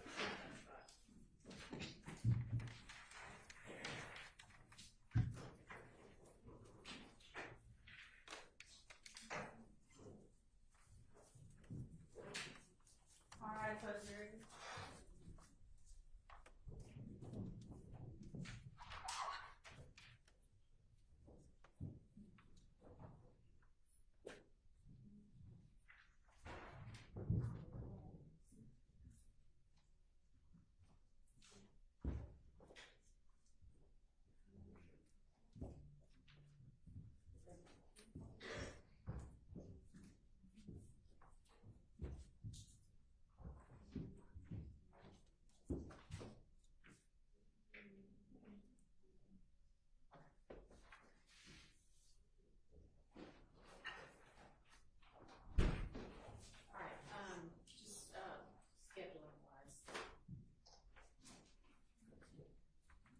what's after this? It is the state's intention to play the rest of the videos. However, I have not heard anything from defense counsel regarding the redactions I sent over to make sure that they were okay with the redactions from the January 28th. Okay. The Well, February presumably they had plenty of time during the hour it took for us to get the technology up and running for Mr. Copeland to be able to hear. So are y'all ready on the defense side to provide those over to the state so that maybe we can work over the lunch hour? And I'm sorry, I should be clear, Your Honor. I know that Mr. Steele is working on February 20th that he needs to give to me. But the other interviews are what we discussed 2 weeks ago. Right. And so yesterday I sent over the transcripts with the highlighted areas to confirm Okay. that those are the redactions. And so I haven't heard anything. Well, that shouldn't take much time. I mean, is the defense pretty much ready to go on? So So, Your Honor, my understanding from communications with Attorney Hilton is her intent is to play the 220 interview next, correct? So long as we get the redactions, but if I don't have them, I don't want to delay, so I would go to 128. But if we get the redactions and we can deal with it, then I can move forward. So the 220 redactions are not something that's already been redacted. That's the ones that Mr. Steele was saying need to be discussed. Regarding the other redactions that were the transcripts that were provided yesterday, I have Mr. Mansbach and Mr. Kokomo checking behind them. We have them checking behind those redactions currently, and they're actively working on that, and we should have an answer for that soon. But there's been no transcript given to us. I don't know if there's been no discussion between the state, the defense, and the court. The 220 redactions have not been litigated yet.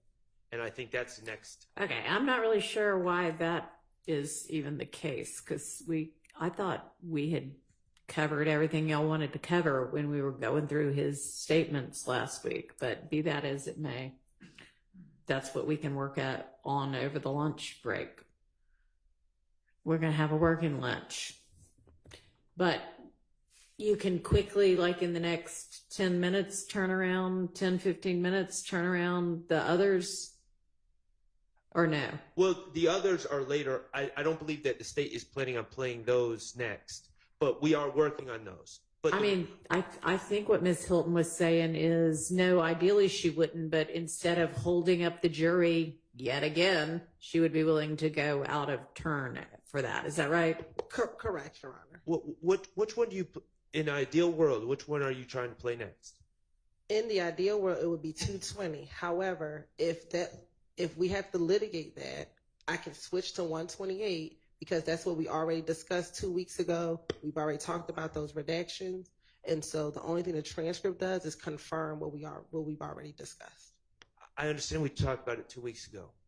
We are trying to confirm the transcripts, and they were provided to us yesterday. But the redaction times have always been there. So. Okay. It really shouldn't take that long. Okay, well, we are actively working on it. I'm looking at the people that are working on it, and they're nodding in agreement. So if I could just check to where we are with that. All right. So, Ms. Hilton, as long as there's one of those that they can be ready on in the next 10 minutes, when we get back from our break, you'd be able to proceed with that one. Yes. All right. I'm being told by Mr. Mansbach that he is 10 minutes out of All right, confirming perfect. the 128. Fantastic. Thank you. Let's all take our convenience break as well.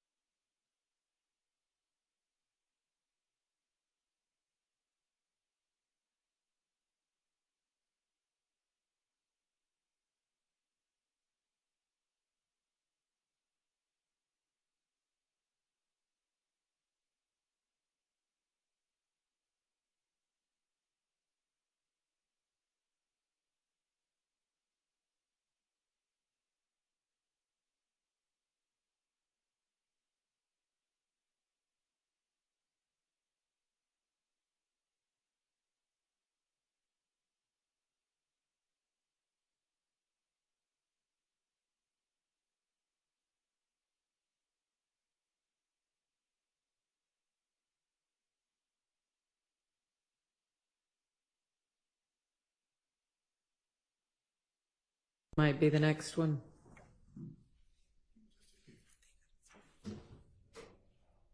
So, Your Honor, I've checked with my bosses here. Mr. Kokomo. Hang on just a second.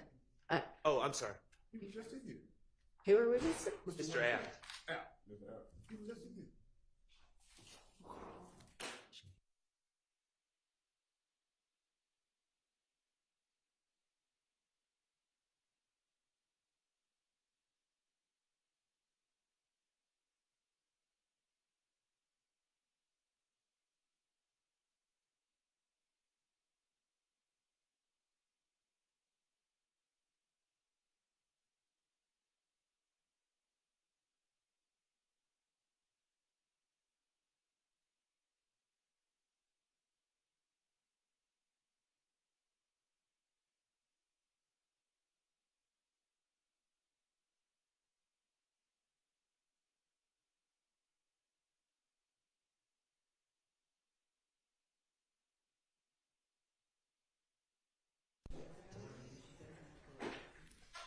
Go ahead. So, Your Honor, Mr. Kokomo reviewed February 21st. Okay. There was one issue we had, page 165, line 5. If you recall, you ruled it out. It was when he was using pronouns they after they shot up the car, and it created the impression that Mr. Stillwell and Mr. Garlington shot up a car, but that's not what he was saying. So you ruled that out, and I assume that the state's going to address or to take care of that oversight. Is that right? Y'all gonna take care of that oversight? Yes, Your Honor. And it's actually page 65, line 5. Yes, Your Honor. All right. Now, Your Honor, as it pertains to the January 28th statement, on approximately page 180, and I can get the transcript and we can talk about the specifics. There was a portion that I wanted, that the state wanted out, and that was where Mr. Copeland was talking about who he think may have done the Donovan Thomas killing, and the state said it was hearsay and speculation, and I argued that it showed that he was talking about he wasn't naming our clients and was saying other things, and Your Honor ruled in our favor. They've taken that out. Okay. Now, I don't know if my stance is we're telling the jury that we're playing his statement. Right. And strategically, I understand that they might want to keep that out and keep that from a jury, but if we're telling the jury we're playing his statement, it seems to me that it's gamesmanship that doesn't really make a lot of sense in this trial. If they're going to make us get up and replay a statement, and we're going to have to reestablish context just to play 2 minutes, and if character stuff, that should come out, but to selectively choose what you're playing, I don't think that would be appropriate in this circumstance. They've got a point there. I mean, if we're basically, taking an hour-long or 2-hour-long or however long it is statement and saying, here it is, you ought to kind of have to take the bad with the good.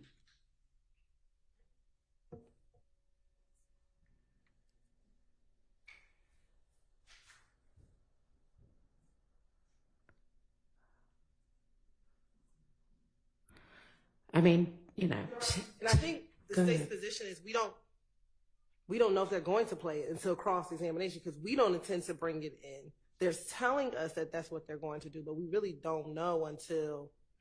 Okay. Well, I mean, for ease, we could just do it this way, but what if they represent as an officer of the court, they're going to do it? Then would you do it? And I'm not going to make you, but if they are going to do it, then they will be entitled to do it. So it's just a matter of when it gets done.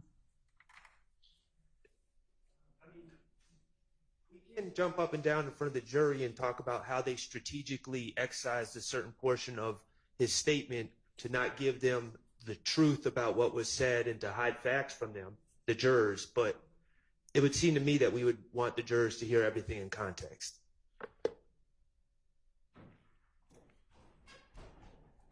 So can I ask specifically which lines you're referencing and what timestamps?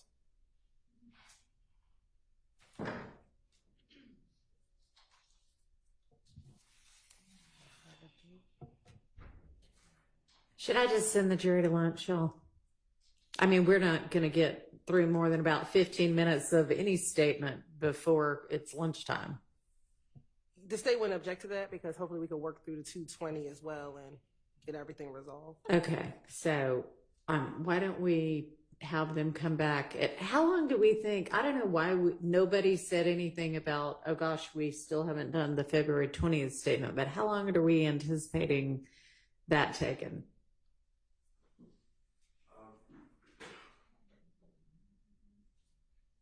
15 minutes, and I. Oh, okay. All right, great. That shouldn't be an issue then. And if they give it to us, we can see if there's anything that we can see to. So it might be shorter than that, depending on what it is. Okay. All right.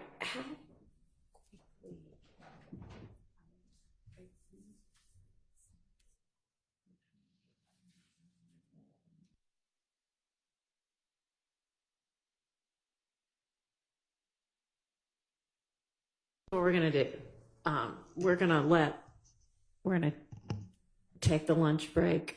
Y'all probably, attorneys, need to be working through the entirety of it. I'm gonna let the defendants go have about 30 minutes to eat their lunch and then come back here. I will also come back here in 30 minutes. Y'all hopefully will have gotten a lot done in that 30 minutes. Then we will go back on the record, hash through whatever we need to hash through, and whatever. So okay, so timing wise then 12:30. Why don't we have them back at 1:15, and hopefully that'll give them a nice break and us enough time to get everything done. All right, so we are on recess till 12:20. Okay, y'all probably shouldn't leave at all, but go feed the defendants, and I'll be back at 12:20. No, y'all ought to have crackers in your bag. Okay.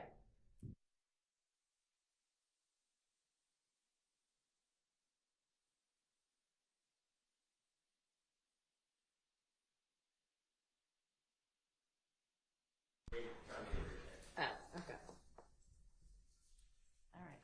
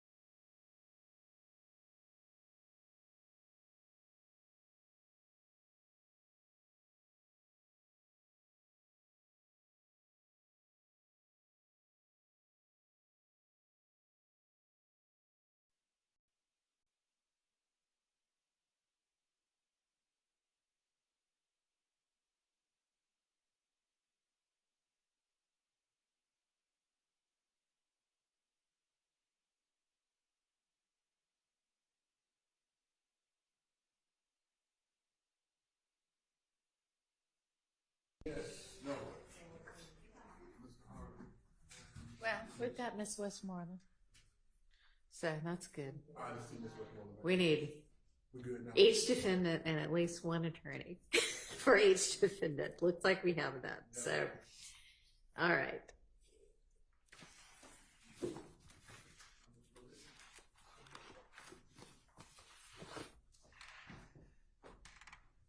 All right, let me get this statement pulled up.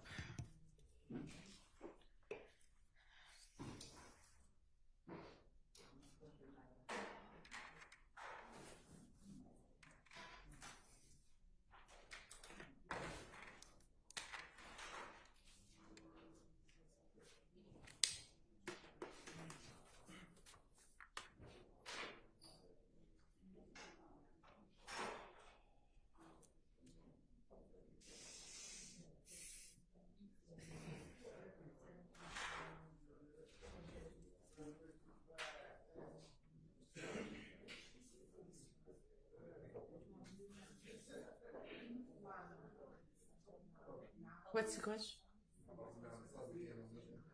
Yeah.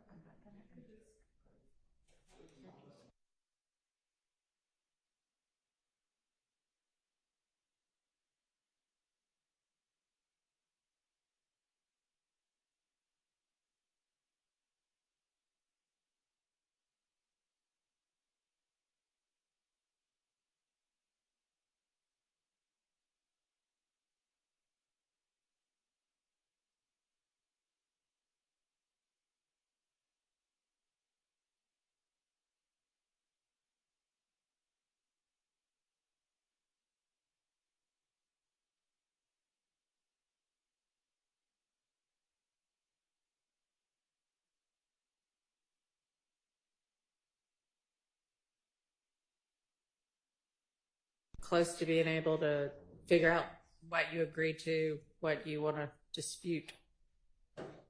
We're ready, Your Honor. Okay. All right. So you want to tell me, I'm sure you've got Mr. Steele's proposed redactions in front of you. We can just go kind of paragraph and then subparagraph down through it. Does that work? And you can tell me which ones there's agreement to and then which ones we need to hash out. Yes, Your Honor. And my timestamps are going to be different because I think Mr. Steele was looking at an MP4. Okay. And I was looking at evidence reviewer, so I have the actual clock time versus I guess the MP4 time. But I can tell the court we can go paragraph by paragraph, but I think it could be easy. I can tell you what I can see too. Okay, so looking at his motion, Yes. his paragraph 3 that addresses the first 12 minutes, more or less. Yes. So if the state believes that what needs to be played is let me go back. They all enter the room at 1:33:17, and then the detective, he leaves the room at 1:33:51. We would advance past that portion, Your Honor. At 1:37:28, the detective comes back in.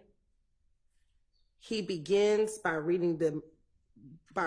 Quarterman and Mr. Copeland their Miranda rights and Miranda warnings, and so I do believe that should be played, which is from 1:37:43 to 1:41:58. Okay, give me a second. Okay. Any issue with that, Mr. Steele? No. Okay, that's fine. Then the next portion is 1:41:59 through 1:44:57. That is when Detective Curry is primarily speaking to Ms. Quarterman. We will redact that portion. Okay. The next section at 1:44:58 is when Detective Curry begins speaking with Mr. Copeland. And from 1:44:58 to 1:49:37, the state agrees, that is when Mr. Copeland is just telling Detective Curry what happened, the shooting itself.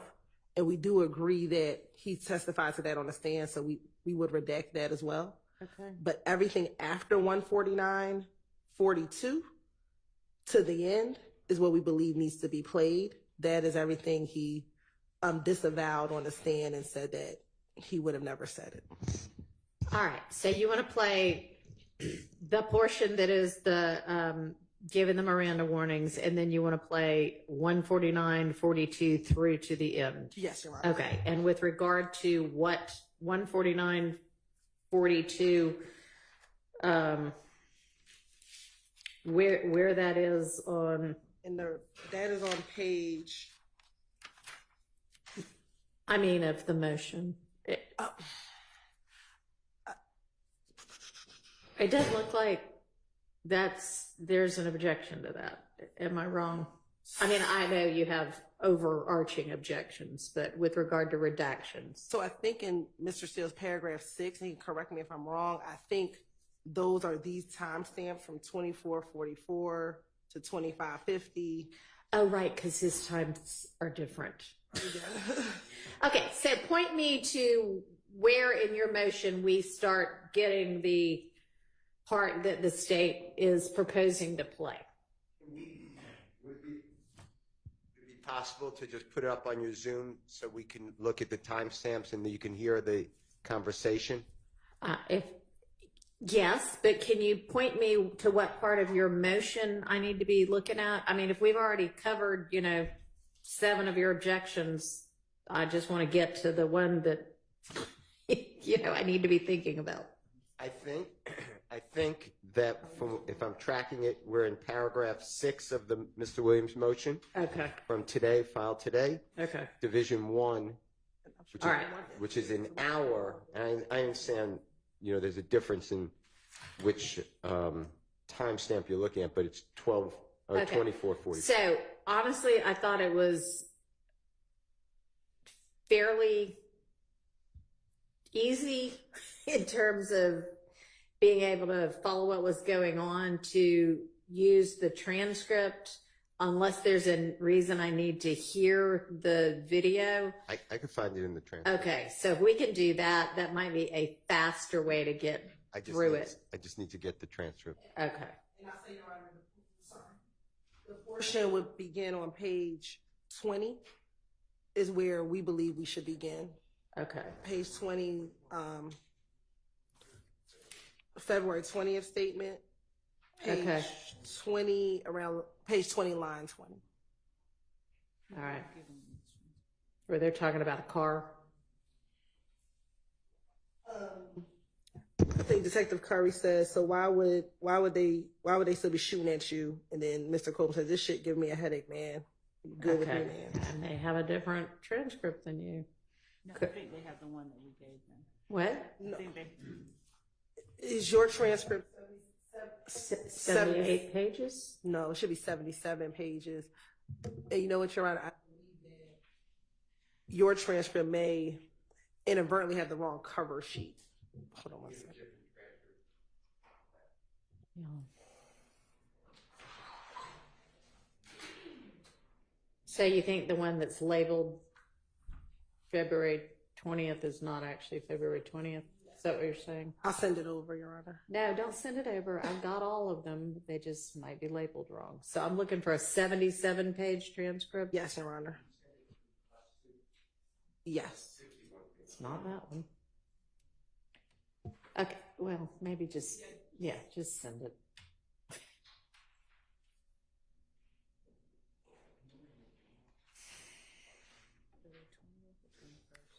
I think I've got one that's 77 pages, but so on page.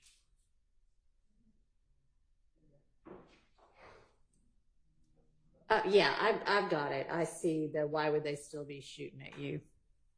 If the defense needs an extra one, you have an extra. Y'all, why is it that nobody said anything about we still need to go over the February 20th statement last week when that's what we were here for? Last time there wasn't an objection. Correct, Your Honor. When we played the last time, Ah, there so wasn't these are objection. new objections. Yes, Your Okay. Honor. I didn't want any of these played. I know. There was a general objection, but I think once we played them, I don't. That's why I All called right. Mr. Sharp last night because I didn't recall. There was specific. Okay. All right. So, do y'all have what you need yet? Have y'all sent it? I can give them this copy. Yeah, that's fine. So, Mr. Steele can have a hard copy since he's sort of leading the charge on this. But can y'all email everybody a copy? We will. Okay. All right.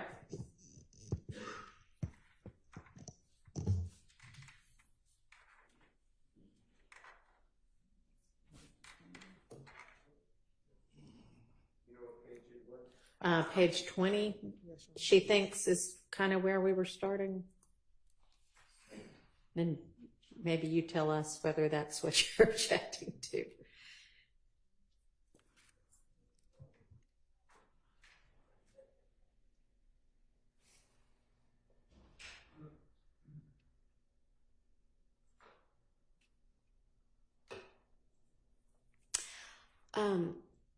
And on the January 21st and January 28th, are we good on those?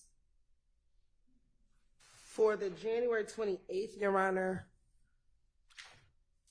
the portion that defense counsel is asking for us to play, we are fine with playing it, but we believe to be in full context, we will need to play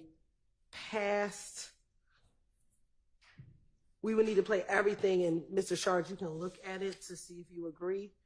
Everything from page 82, line 21 through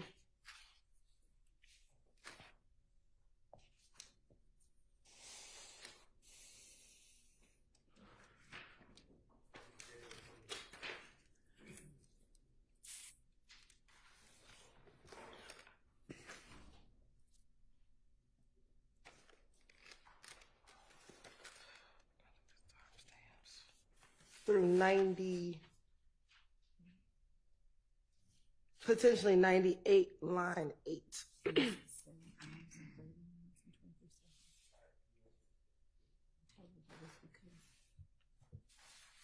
All right. Let me let him. Couple things, Your Honor. I just want to just put everything out there and so Your Honor knows what we're dealing with. I'm going to look at the January 28th, their proposal. Okay. So I will report back on that. Okay. Ms. Percival, there's a request for the Zoom link for Mr. Steele. Okay. Okay, great. With going back to the February 21st, there's February 21st. yes, and I'm Okay. sorry to keep jumping around. There's two things. That's fine. There's two things. First of all, page 30, line 19 to page 42, line 7. We, I think, properly excluded that because, and it was at the request of myself, honestly, because I questioned whether Kenneth Copeland had firsthand knowledge to talk about Tay shooting up the barbershop. Rich Homie Kwan's father's barbershop.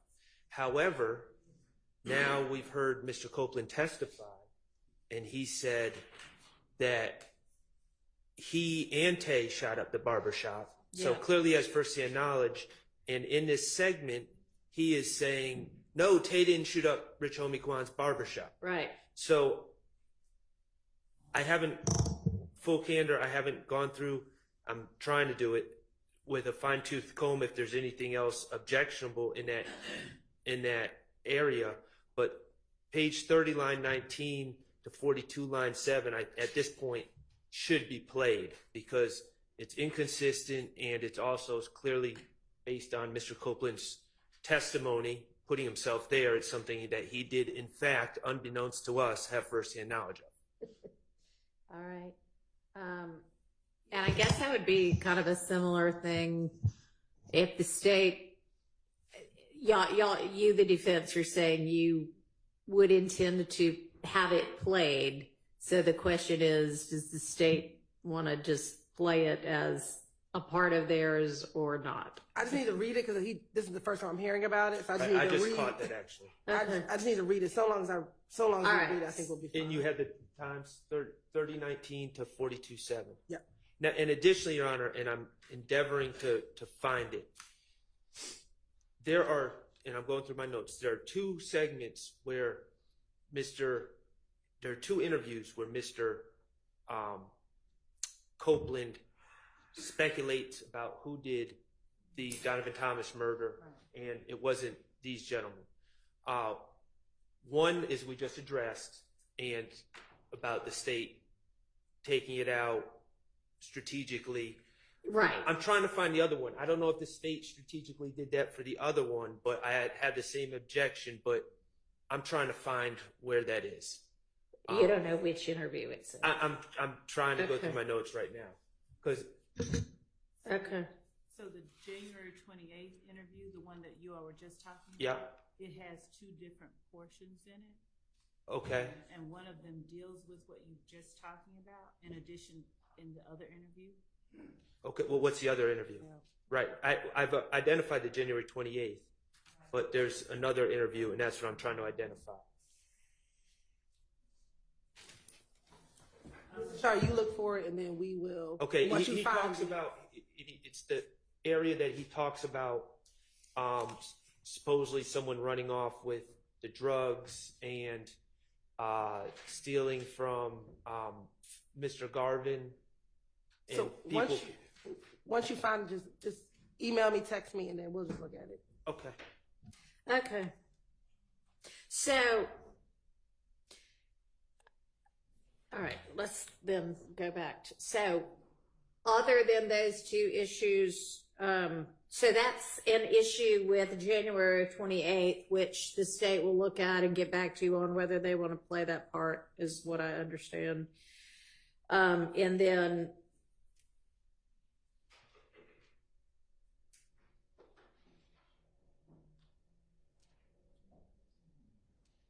did y'all also want to look, y'all are also going to look at that little portion of February 21st, 30 through 42. And then, so January 28th. All right. All right, so back to February 20th now. Yes. I'm having a hard time locating where in the transcript I've targeted. Can I just play it's about a minute and a half, Sure. and then maybe we could find it in the transcript, and then we could track. Yeah, that's fine. So this is paragraph 6, division 1, and with the court's permission, Mr. Kokomo is going to play it, and then if anyone can find it, it would be helpful. Right.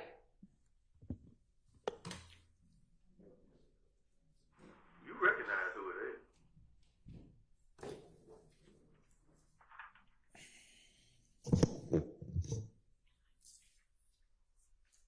I'm just waiting on you to be real with me about it. It won't stop me. So you saying the loyalty, not knowing who is out here shooting at your baby mama and your baby ain't gonna stop it? Because you can't sit here and tell me today who you recognize as the person who was shooting at you. If this stuff was loyalty, if they had, all the rules of the gangsters or being a gang member, all this other stuff, you don't truly mess with family. You mess with everything else around. You don't come to the house. We can stop the video because we now know where we are on the transcript. That's fine. And I just found doing something 24. Right. All right. So, My objection is it's just the detective. My objection would be that's the detective saying, I see it in your eyes, you know who it is, and if you don't care about your family and you care about the streets or whatever he just said, I would ask that to be removed. And to my knowledge, he's not testifying.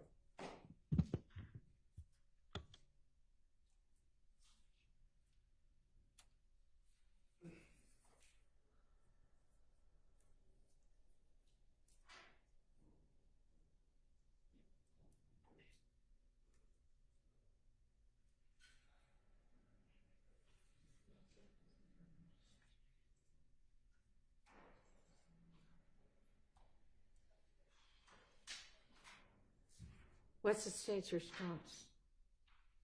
Your Honor, I think you have to read all of that in context and not just stopping there, but if you start at page 23, line 16, and he's trying to get him to Yeah.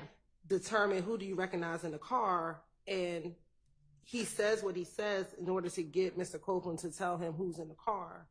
And even after Detective Curry makes those statements, when you look at page 24, line 15, Mr. Copeland responds to what Mr. Curry is saying. So in order to understand his response, you need to know what Detective Curry said in order to finish up page 24 of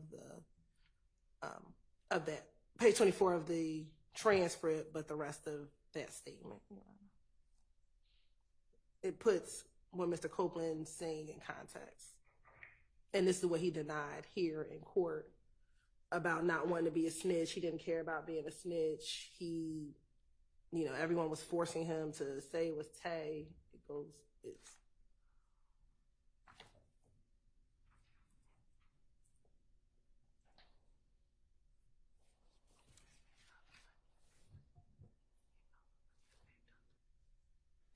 All right, and so like the response that you want is 15 through 21. That's Really, it's the whole section here. I start on page 23, okay. line 16. All right. I mean, Mr. Steele, it's pretty much just kind of typical police questioning. You know more than you're saying. No, I don't. Yes, you do. I mean, I don't find that to be, it's your argument that it's 403. I don't have any right to confront him, so typically the police questioning, that the police officer here, we can ask why you're asking those questions. He's saying, I see it in your eyes. This is not part of my defense. This is not the core of it, but it's just impossible to have a trial by audio. And it doesn't put anything in context because Mr. Copeland's answers I'm not targeting. Mr. Copeland says, I didn't see anybody. Then he's off camera with his significant other, and she says, you do know who it is. And he says, I know, but I don't want to tell them. So it's nothing that you need this context. This is just the police officers telling him that he has more loyalty to the streets than he does to his family. Well, he's not really saying that. He's asking him, is that what it's going to come down to? I'm going to permit it over objection. All right. The next one is 2631 for another minute and 30 seconds, approximately. He doesn't know what the page number is, but it's going to be a couple of pages after what we were just looking at. So it's going to be Detective Curry, basically the same thing, saying, you know who it is, and you won't tell me. All right, let's hear it, and then maybe we can.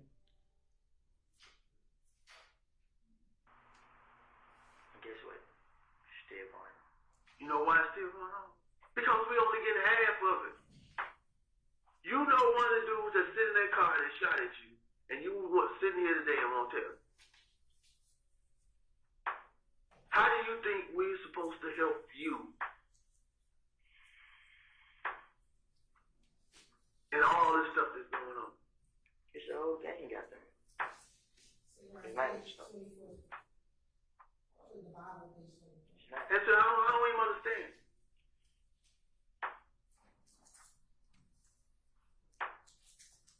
You was 30 feet. Huh? I could and I would. What were you associated with? And then everything else that rolled about with it, it's starting to come back to haunt. And where your cousin at now?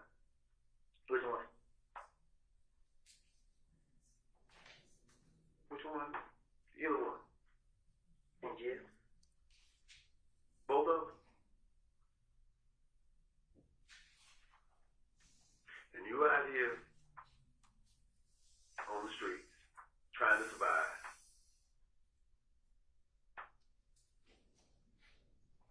And now you at this point.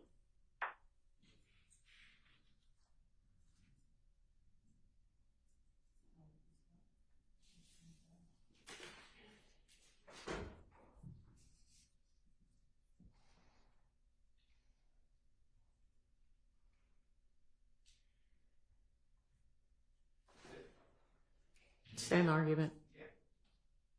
Same response. Same response. Because it's a continuation of the conversation that we just talked about. He's, Mr. Copeland said, I didn't kill anybody. He said, I feel police are out to get me. I put all my pride to the side. Talking to the mic, I'm sorry. sure Mr. Harvey can't hear you. And I'm on page 24. And then he says, you know why it's still going on? Because we're only getting half of the story. Yeah. And then he goes in to say it's a whole gang out there and they're not going to stop. I believe I asked him specifically about that question and he denied saying that. Yeah. I'm going to permit that over objection as well. Okay. Next one's 2920. Okay. And if you'll go ahead and start playing that one. I went through all this, man. I ain't doing nothing. So you telling me that you can, 27. maybe it didn't or maybe it did, hit that car seat. But you telling me right now that loyalty enough to the streets, which the streets is coming in your house, shooting at your baby mama and your baby. Still gonna make it worse on me. Cause you'll make it worse on me. You're a better man than me. No, I ain't. Can y'all stop the talking over there? Because I'm trying to hear. Sorry. Okay, so stopping it. You're a better man than me. But if you keep playing, again, I think it's all in context. Because the next thing he says, I don't look at it myself and anybody. I just know the trouble I'm putting myself in. Because again, he's talking about if I tell you. So I don't think Mr. Steele's objecting to that answer. He's saying, can we redact the part in between there? So redacting at line 3. Basically, right? Yes.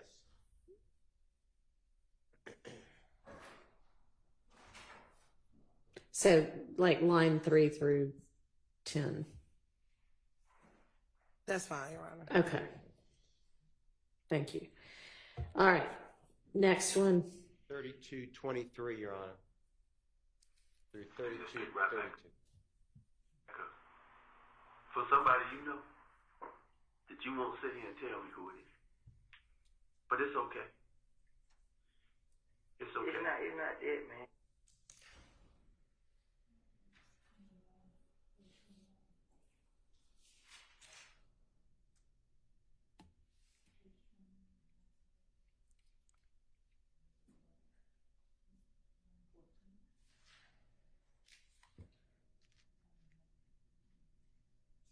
Can you play it again for me? Okay, page 29. What? Okay, thank you. And just pick right back up. For somebody you know that you won't sit here and tell me who it is. But it's okay. It's okay. It's not it.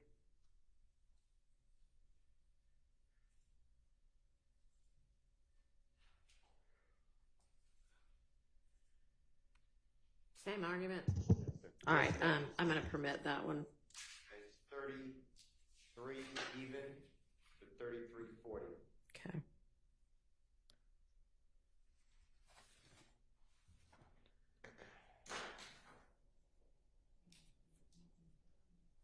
Yeah, and that would be on page 30, starting at line 15.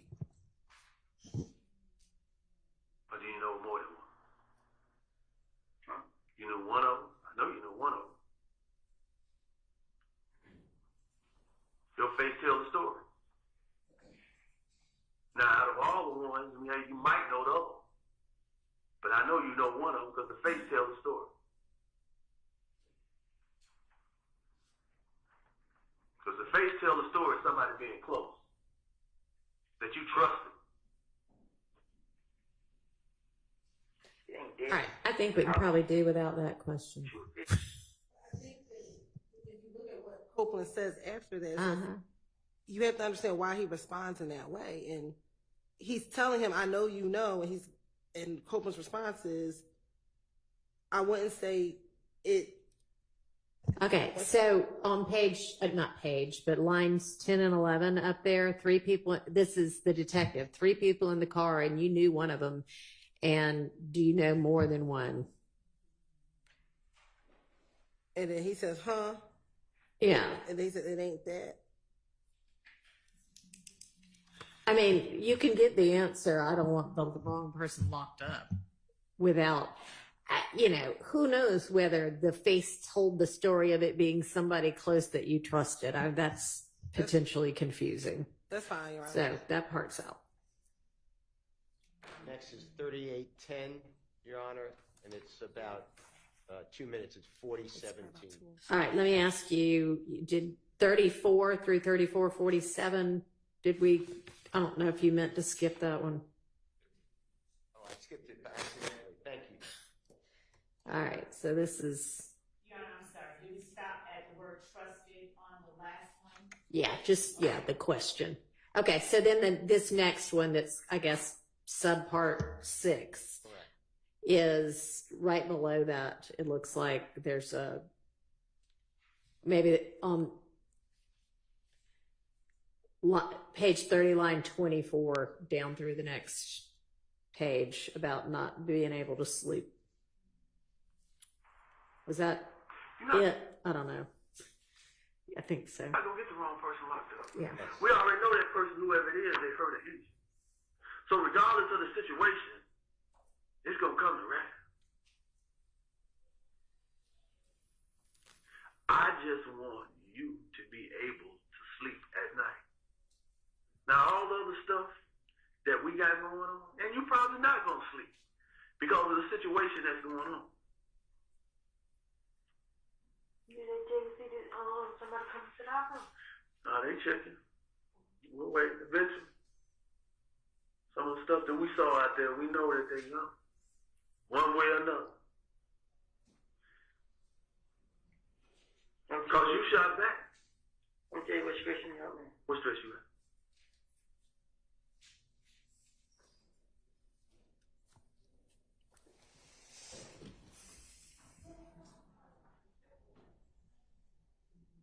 All right, Mr. Steele, what do you have to say about that? Well, Ms. Quarterman's not going to testify.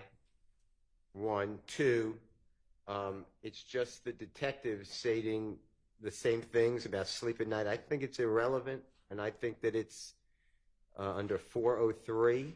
It is prejudicial about who's sleeping at night, and I don't see the probative value. And then Mr. Copeland picks up with a lot stressing me out, so you don't miss any context of what he's talking about when he does speak. All right, what's the state's response? Your Honor, state's position is Mr. Copeland kept staying on the stand multiple times. The police were out to get him. The police were out to get him. I think him telling him this information, it shows that the police were never out to get him at all. What they were trying to do is find the person who shot at your child, find out, try to investigate a case, and that contradicts what he said on the stand about what the police were trying to do. All right, I'll allow that in then. But then that goes to the truth of the matter asserted of what Detective Curry, stated. He's not testifying. But it's the effect on the listener on how Copeland responded to what Detective Curry was saying to him.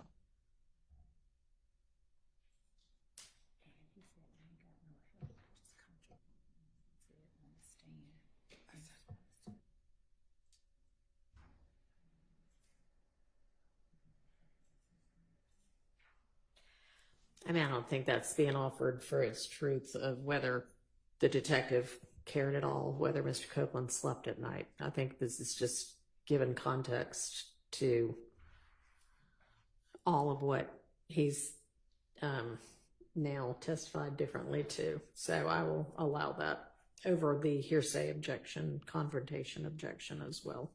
3810 through 4017 Okay, is number 7.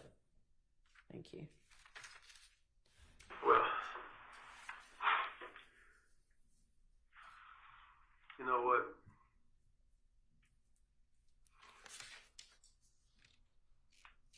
We have some things we got to deal with on the other end too. Now you know you convict a fella. You shooting a weapon. Page 35. Okay. Is there a reason the state needs this part? Is it just the It's your probation now. The probation officer and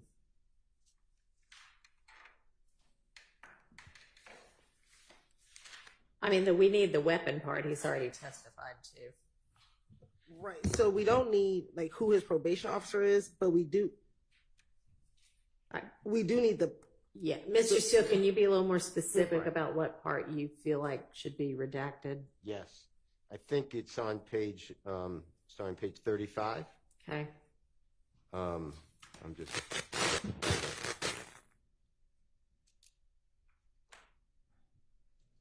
I think it starts on line 4. Okay. And this is just asking Mr. Copeland about his probation officer. I don't know why that's Right. needed. Going into the next page, which is page 36.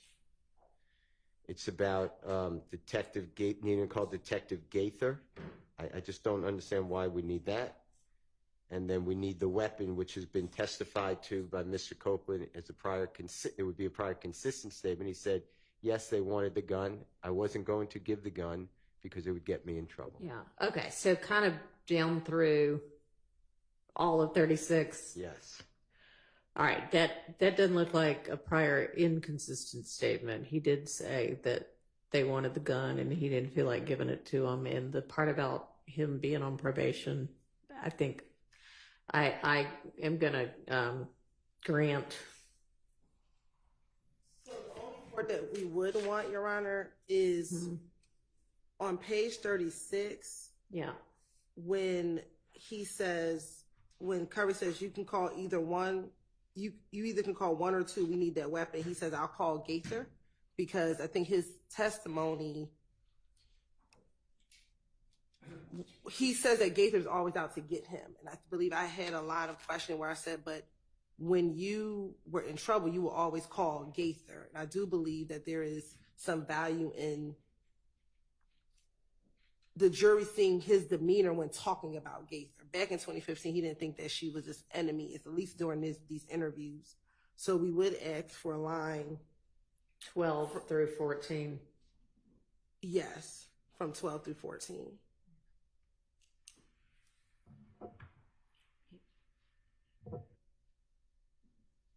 If it's for the demeanor. Well, frankly, 19 through 22 seems to. Oh, no, that's the probation officer. Never mind. Yeah, he's talking That's about the something probation. different. Okay. The What next- were you going to say? I was going to just remind the court the next day is going to be February 21, 2015, and you're permitting, I believe, a video audio recording. It's Detective Gaither with Mr. Copeland. So if you want to see the demeanor of Mr. Copeland and Detective Gaither, this would be cumulative. Your Honor, I disagree that it'd be cumulative because I think that it's important that on multiple occasions he had this comfort level with Detective Gaither versus his in-court testimony when he's making it seem as though Gaither was always attacking him, never just had it out for him. He had a relationship such that he always calls her when he was in need. Potentially, there's Well, a 9. I'm not sure that it actually establishes that because he's basically being told you either need to call one person or Gaither, and he's like, okay, I'll call Gaither. I think we can do without this. The next round is 40, 40. Timestamps correct. Sure. I don't know what the timestamps are, but the lines are page 35, starting with line 4, and then all the way through all of 36. Well, actually, through 37, line 2.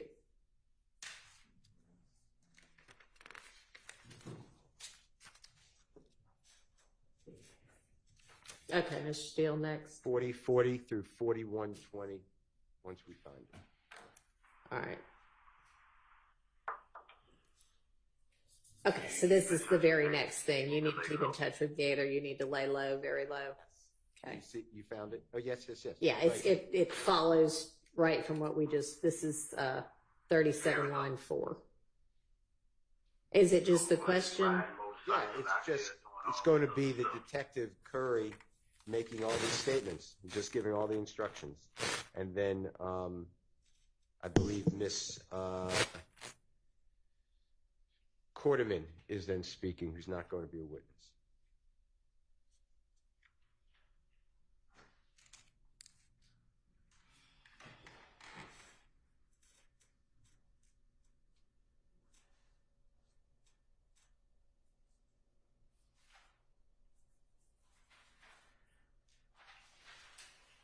So you're saying, sorry, 37 line 4 through I'm taking it up to however long she's talking, maybe 38 line 8.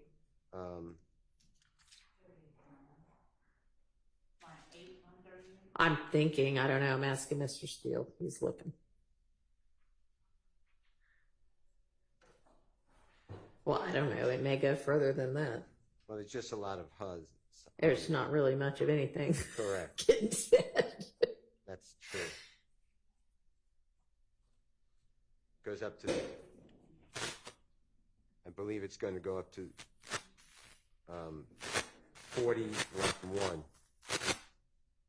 All right, and that'll encompass your item number 9 also, or no? Yes. Okay.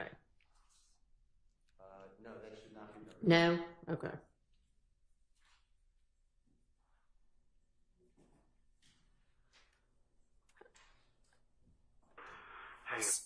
State's response. So when it goes to the page 37, line 4, you need to keep in touch with Gaither.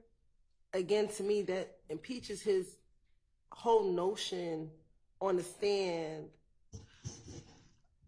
Okay. Just that you need to keep in touch with Gaither, or you can make this argument about the whole. No, so there's other portions. We won't object to the you need to lay low Okay. portion of it. I know somebody close to you, it hurts.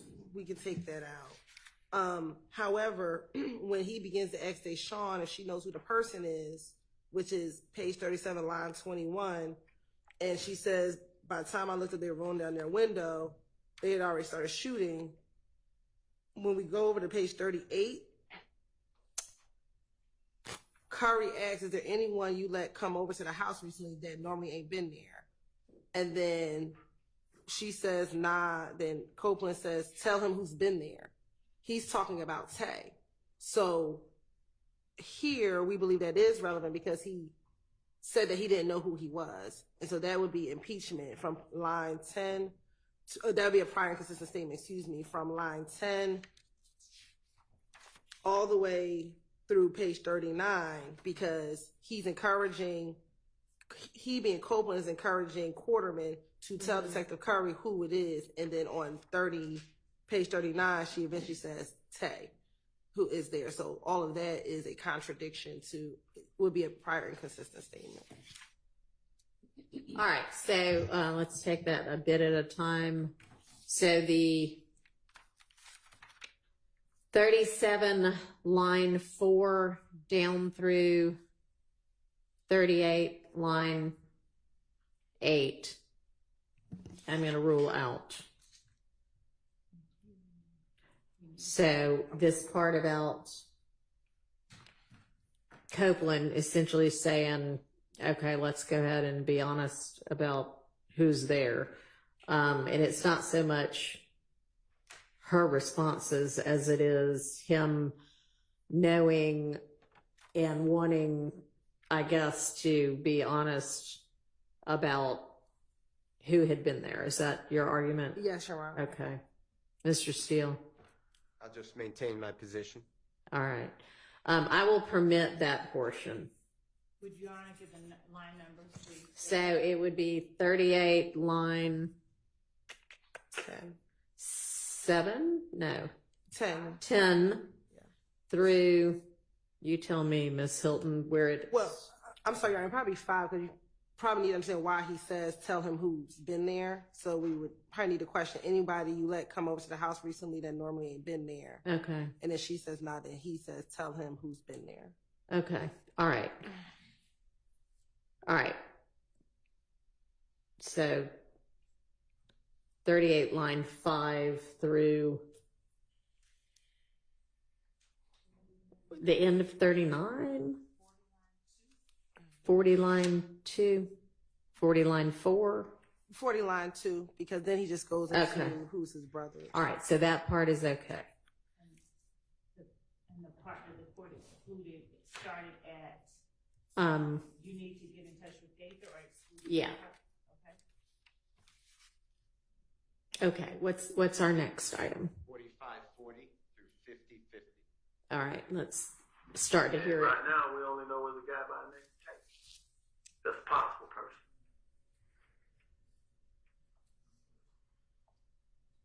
You know where Tate come from? What area do you live in? I don't even know like that. I just know him Woody breaking around here. I don't know like that. I just seen him in Mechanicsville a couple times. Anybody know where we are? Mechanicsville and Simpson. Well, Mechanicsville, Simpson. That's a. Yeah, that was before I was in Mechanicsville. I know he was right there. How old is Tate? He about your age? You older? He young. Or you young? He younger than him. How old are you? Page So you like 18, 19, something like that? How old are you? You 20? He 21. 21. You're about 20. So it's Tay that lives on that's around Simpson and was over on Simpson in Mechanicsville. There's two places he. You know what? Started hanging when he came to Kansas. You start hanging when he came to Mechanicsville, but he said he's from Simpson. Well, yeah, That's where he from. that's where he's from, Simpson. But you met him over there in Mechanicsville. He went to call. We used to get called playing basketball. Well, one thing I want to tell you, you gotta look at her. You gotta look at your baby girl. Full circle. You have a lot to think about tonight. All right, so Mr. Steele, your objection on this ground goes through where on the transcript?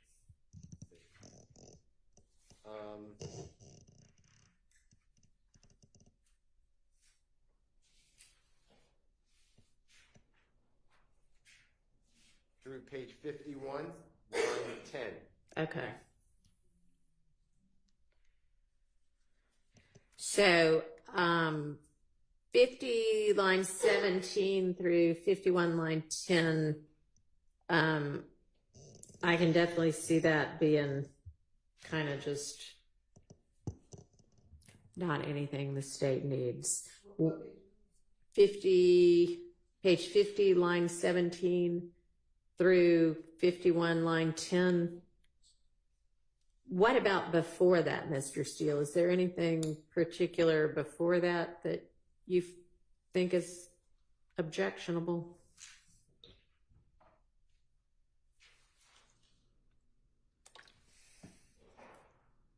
Well, it's Ms. Quarterman speaking, but Your Honor, I'll waive, for purposes of what you just said, I'll waive the other opposition. Okay. And Your Honor, Mm-hmm. so where we started, I would think that this particular section actually starts on page 46, half of line 19, where the second term says, and right now we only know there's a guy by the name of Tay as a possible person. We know where Tay comes from, what area he lives, and then that's what we're going to. I don't really know him like that. He's from Kansas, Simpson, and they go All right, I think Mr. Steele's saying he's doesn't have objection to that part. Well, I have objection, but I'm waiving. I'm waiving. Are you saying waving or waiting? WAIV. Okay. I guess I don't have an objection then. Right. All right. So what is the next portion we need to think about?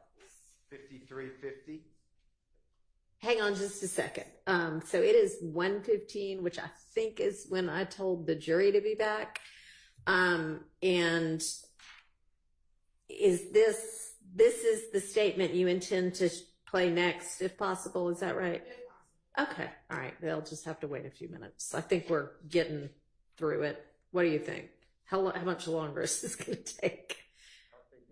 I don't believe it would take more. Once we find the transcript, it goes very fast. Okay. So, Your Honor, it's line 50, line 17 of page 50 through line 11 of page 51 that's coming out. Correct. Yeah. All right. So then where's our next portion? 5350 through 5430. Perfect. It's number 10. Thank you.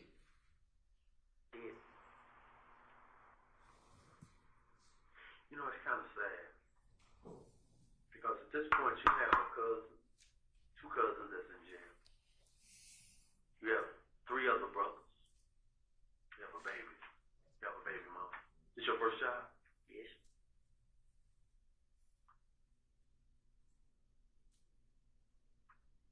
Do you think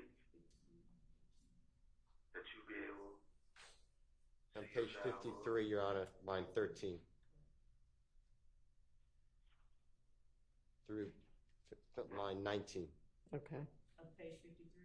Yeah. Correct. But you know, me and her get into it every second of the day, every 5 minutes.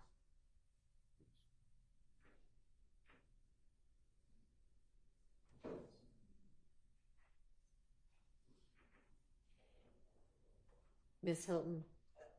That's fine. Just so you know, it's kind of sad. It's what your cousin to you think you need to see your child grow up. Right. That's fine. Okay. That's out. The next one, Your Honor, is 58 even to 5920. And it's number 11. All right. Any idea where that is in the transcript? If not, we can just start listening until we find it. Man, ain't doing none of it. So basically, It's on young page thug, 55, watch this. Thank you. Yeah. line 21. All right. Because I can't talk to the detectives. And then folks in the street saying, I'm a snitch, I'm a snitch, I'm a snitch. Nobody don't want to hang around me. I call them opponents, they don't want to hang around me. I'm lost. Like, what the hell, where did all this come from? What the hell is going on?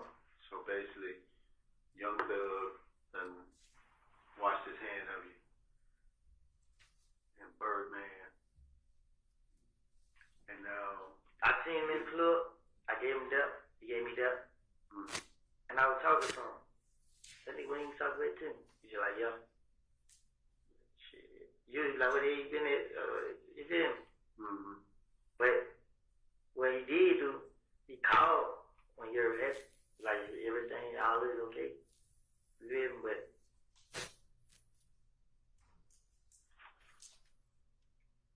I'll waive that, Your Honor. All right. Yeah. The next one, Your Honor, is number 12, Mm-hmm. 5950, which should flow right out. Okay. this is what you're hating on you for what you had? I know for Because you came from where they couldn't get to. I know this kid, this him. For I'm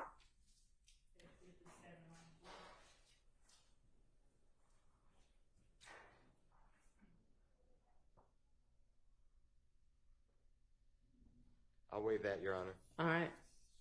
And then,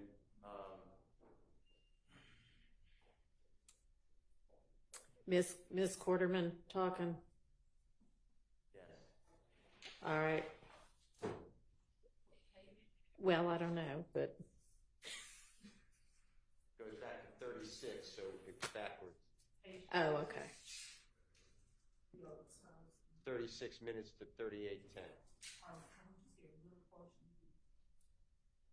Can we play it, Your Honor? Yeah, thanks. I don't know. So it's going to be before page 57. Yeah, just, yeah, if you'll play a little bit of it. Shit not gonna work. Right here be a damn snitch.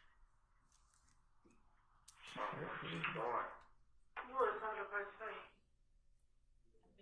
So I see why you act like you did. I didn't. They want me to say I did. You should have just said no. I thought you knew who it was. I do know.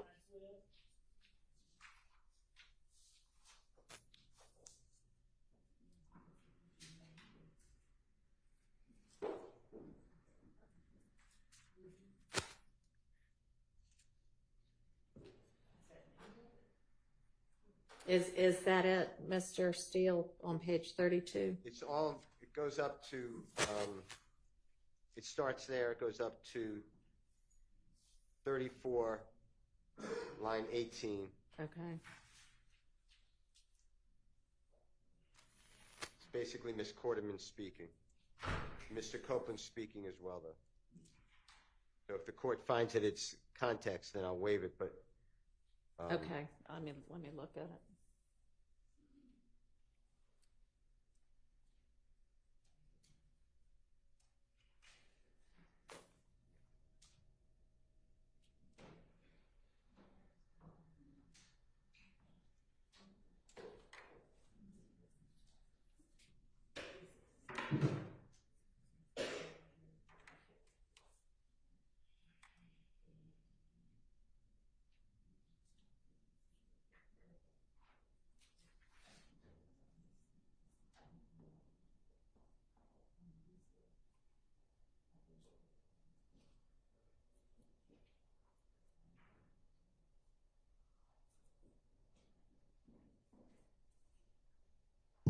All right.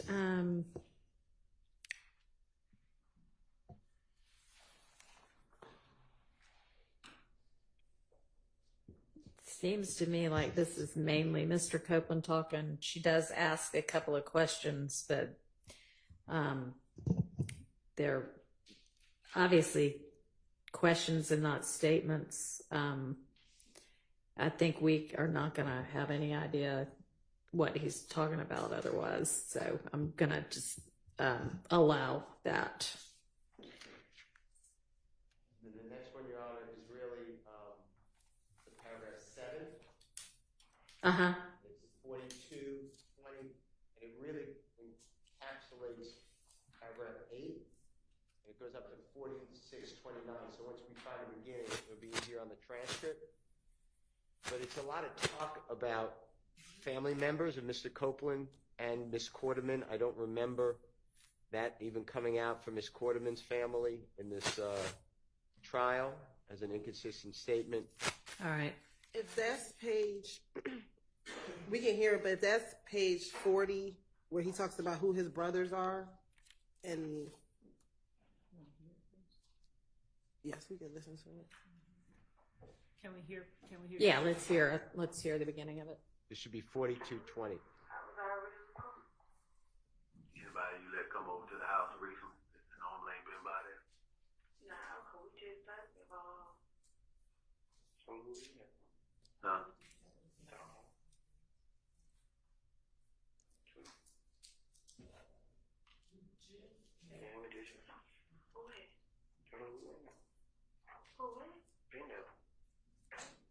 Business. Who yes? I got a problem. Bro, take. So you gotta put this tape.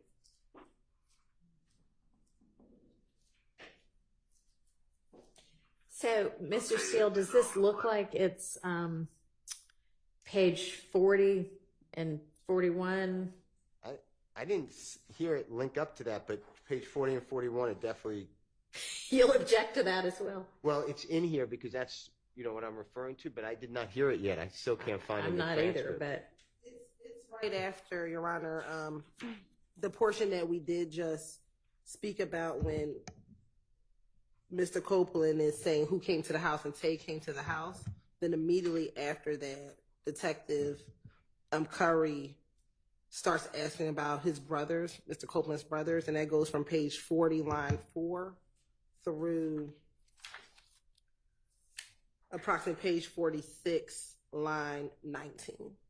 Okay, so maybe it's somewhere in there, but are y'all good with redacting that part? Yes, Your Honor. All right.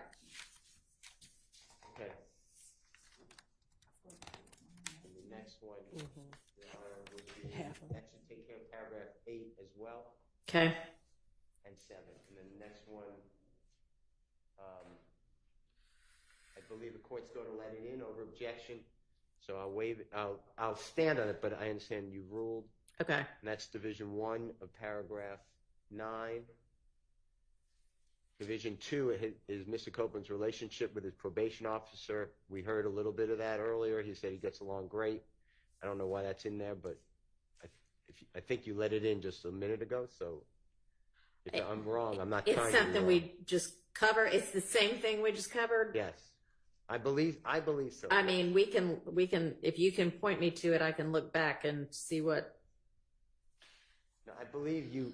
I said, unless anybody's, I mean, if the state wants it out, I just don't see how it's relevant. But I think I don't you know let it- where it is. I think you let it in. So I don't know. Can you point me to where in the transcript? no. Okay, fair enough. Can you play it? Yes. 4017 through 4040, and this is paragraph 9, Division 2. Okay. Every time something happens, I call her phone. I get the chance, and I tell her exactly what happened. And she come out my house, and I explain everything what happened to her. It's the first thing I always do. I even tell her stuff before it, like what's going on. That's out, I believe. It's page 36 to page 37, line 2. That already came out? Yes. Okay. Yeah, that's out. Okay. Then number 3, you've already denied that objection. Okay. So I'm moving on to 4 unless I disagree. If somebody disagrees. Number 4. I believe you, under your ruling, you're letting that in. I maintain it's not an inconsistent statement with the testimony, but I believe your honorable court ruled against that. So Okay. that's number 4. I don't know. And we could play it, sure. It's 52 even to 53.50. How do I survive this? How could I survive this? I can't go nowhere if I don't have any money. Let me tell you why. It is page 52, line 11. The gate don't call my phone when I was in front of the door. Like, she wanted me to talk. She wanted me to come out and talk. You did? Everybody right there. Yeah. Yeah, I did. I love when I ain't talk to her. No. She like, Yeah, I don't want to waive it, but to be fair, you've ruled about the snitch and Oh, coming yeah. in, So you mean like the concept of it. I haven't looked at this particular piece of that. Yeah. But yes, I will permit that in. Okay. I thought you were saying we'd already looked at this. Okay, I understand now what you're saying. Just based upon your ruling. I appreciate it. Okay. So which line? Well, it's in, so it doesn't matter. And then that should be going up to number 5 of that paragraph 9. Mm-hmm. And this is Mr. Copeland discussing his life and lessons in his life and spiritual beliefs. I like that out, and that's 5430 through 58. every second of the day, every 5 minutes we together, she put me out, guess what I do? I leave, and I think about what's going on. Page 53. And I do whatever I do to talk and get back.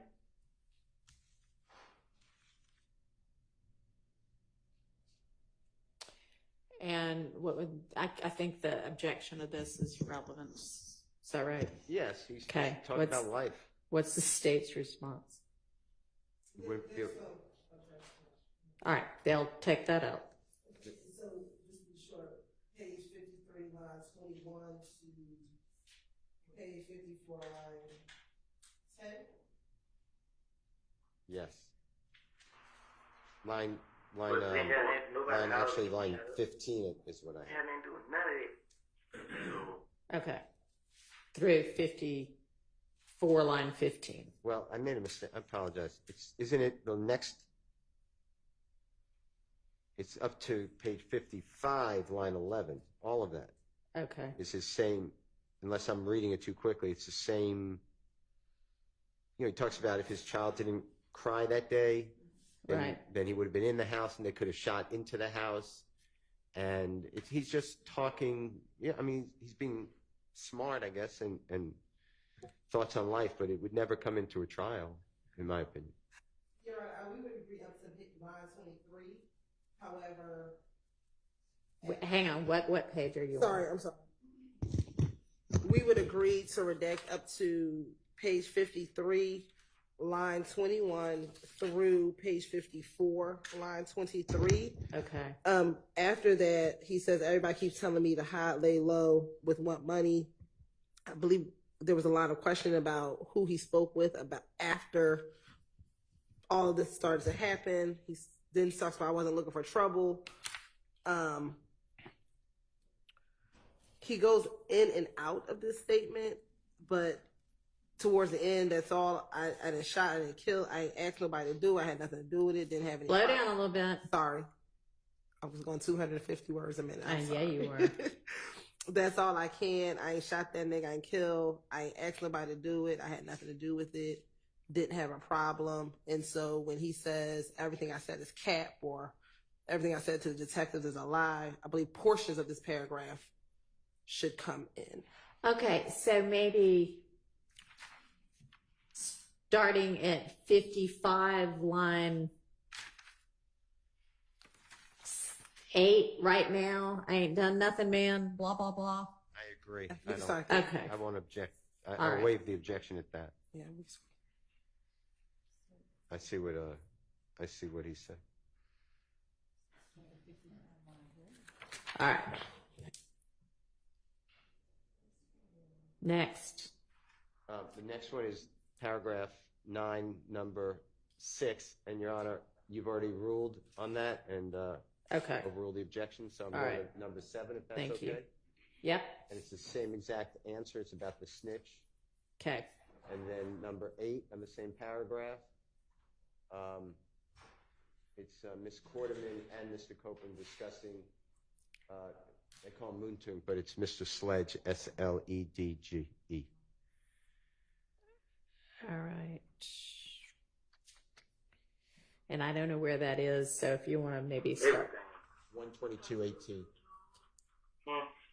most told, but she like, think she said, no, Sharia said she called Motu. Sharia got more? I think she said she called I mean, that's right. Yeah, I'll find out.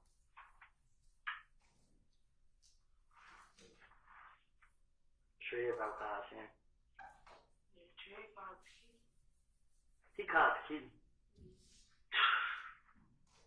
No, she said, Trey called me.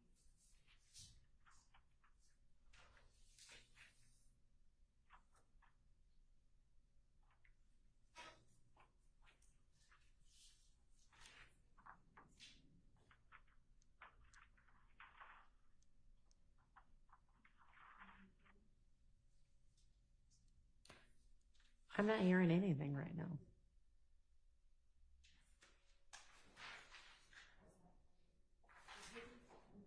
That's all it was, but I can't find it in the transcript. Yeah. Can you start that part over? 122.18. Everything. I think Motu told, but she like, think she said it's not like Motu. No. Sharia said she called Motu. Sharia got more? I think she said she called I mean, that's right. Yeah, I'll find out.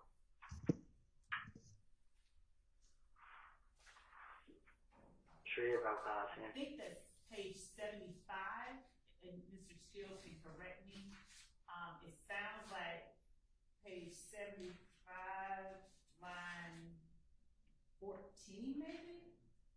I'll let him confirm. Because they're saying. Everything. I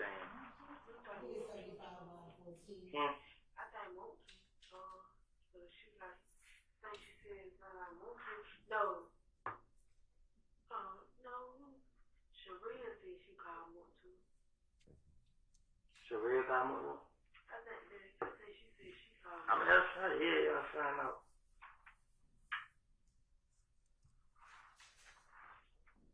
Sharia about God's hand. Yeah, Trey called the key. He called the key. No, she said. And Trey called me.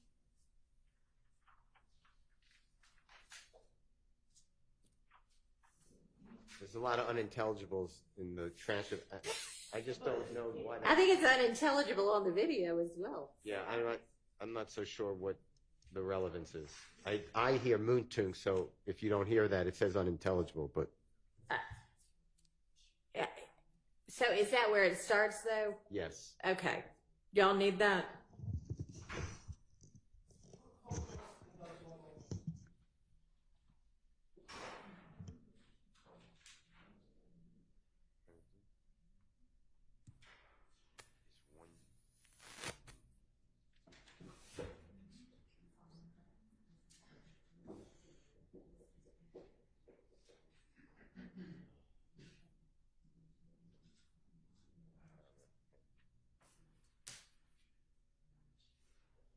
And how long is the play time on this video with the redactions? About an hour? I'd say so. Maybe a little less, actually. Okay. Yeah, and Your Honor, for this portion of it, which is the interview is pretty much over and they're in the room Yeah. just talking. There's only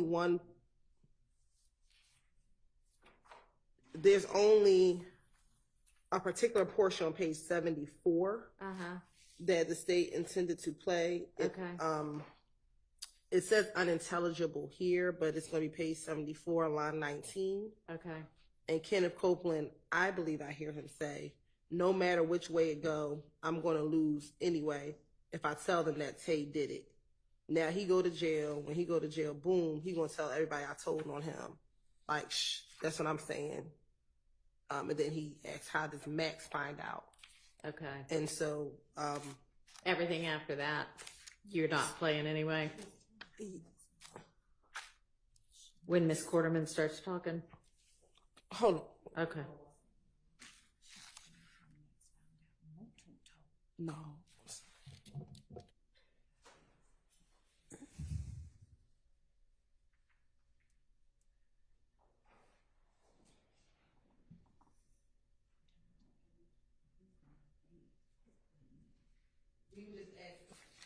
For page 74, line 19 through page 75, line 8. That's what we would be intending to play. And I can't tell whether that's part of what is being objected to or not. I won't object to that. Okay. And then don't play the rest of it, basically. Yes, Your Honor. So I think we're through that. Or is 11 something different? No. Oh, you're saying no objections to that. Okay. I don't mind that being played. All If right. it doesn't play it, I could play it. But Okay.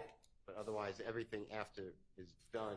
I think I hear it excluded except for that portion. That's what I was asking. Yes.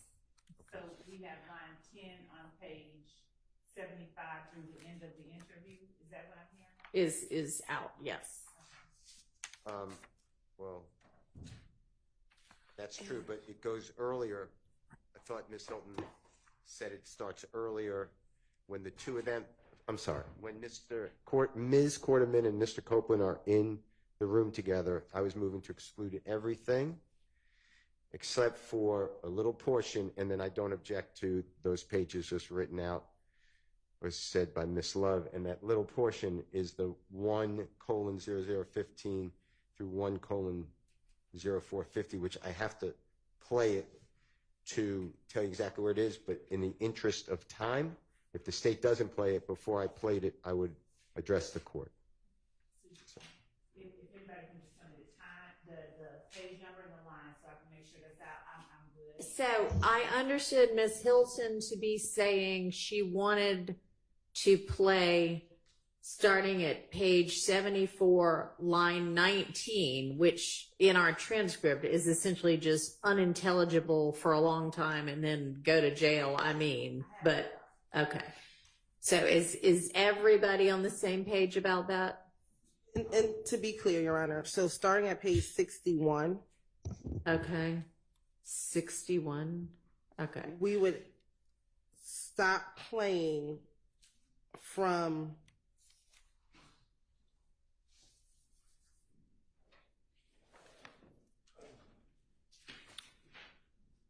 from line 21 Okay. all the way through page 74, line 15. Okay.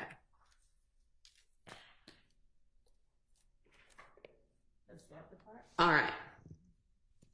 And There's then, agreement that that's the part he was intending to cover. Okay. and then we'll pick up with the 74, Line 19. 19, ending at 75, line 8, and then Right. redact everything after that. That's right. Okay. Can I have a comfort break before we bring the jurors out? Yeah. But unless y'all need to go, like, we don't need ever. I would like, let's make it as quick as possible. Okay. That doesn't mean everybody take a 20-minute break. That means 5 minutes. What you need, Mr. Chart? Your Honor, regarding the January 28, 2015 Yes. transcript, I have identified the locations in the transcript, Okay. and I believe we're working on the same transcript for this statement, this Okay. interview. And as close to the timestamps as I could without playing it in court.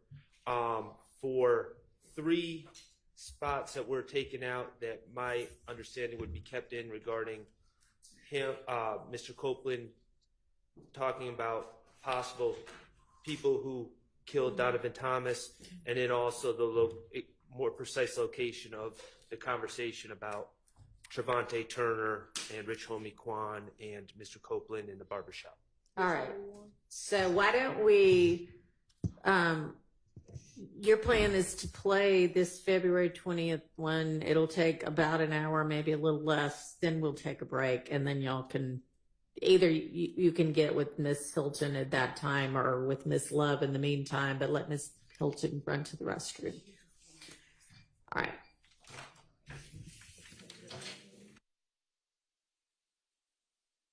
Like 5 minutes.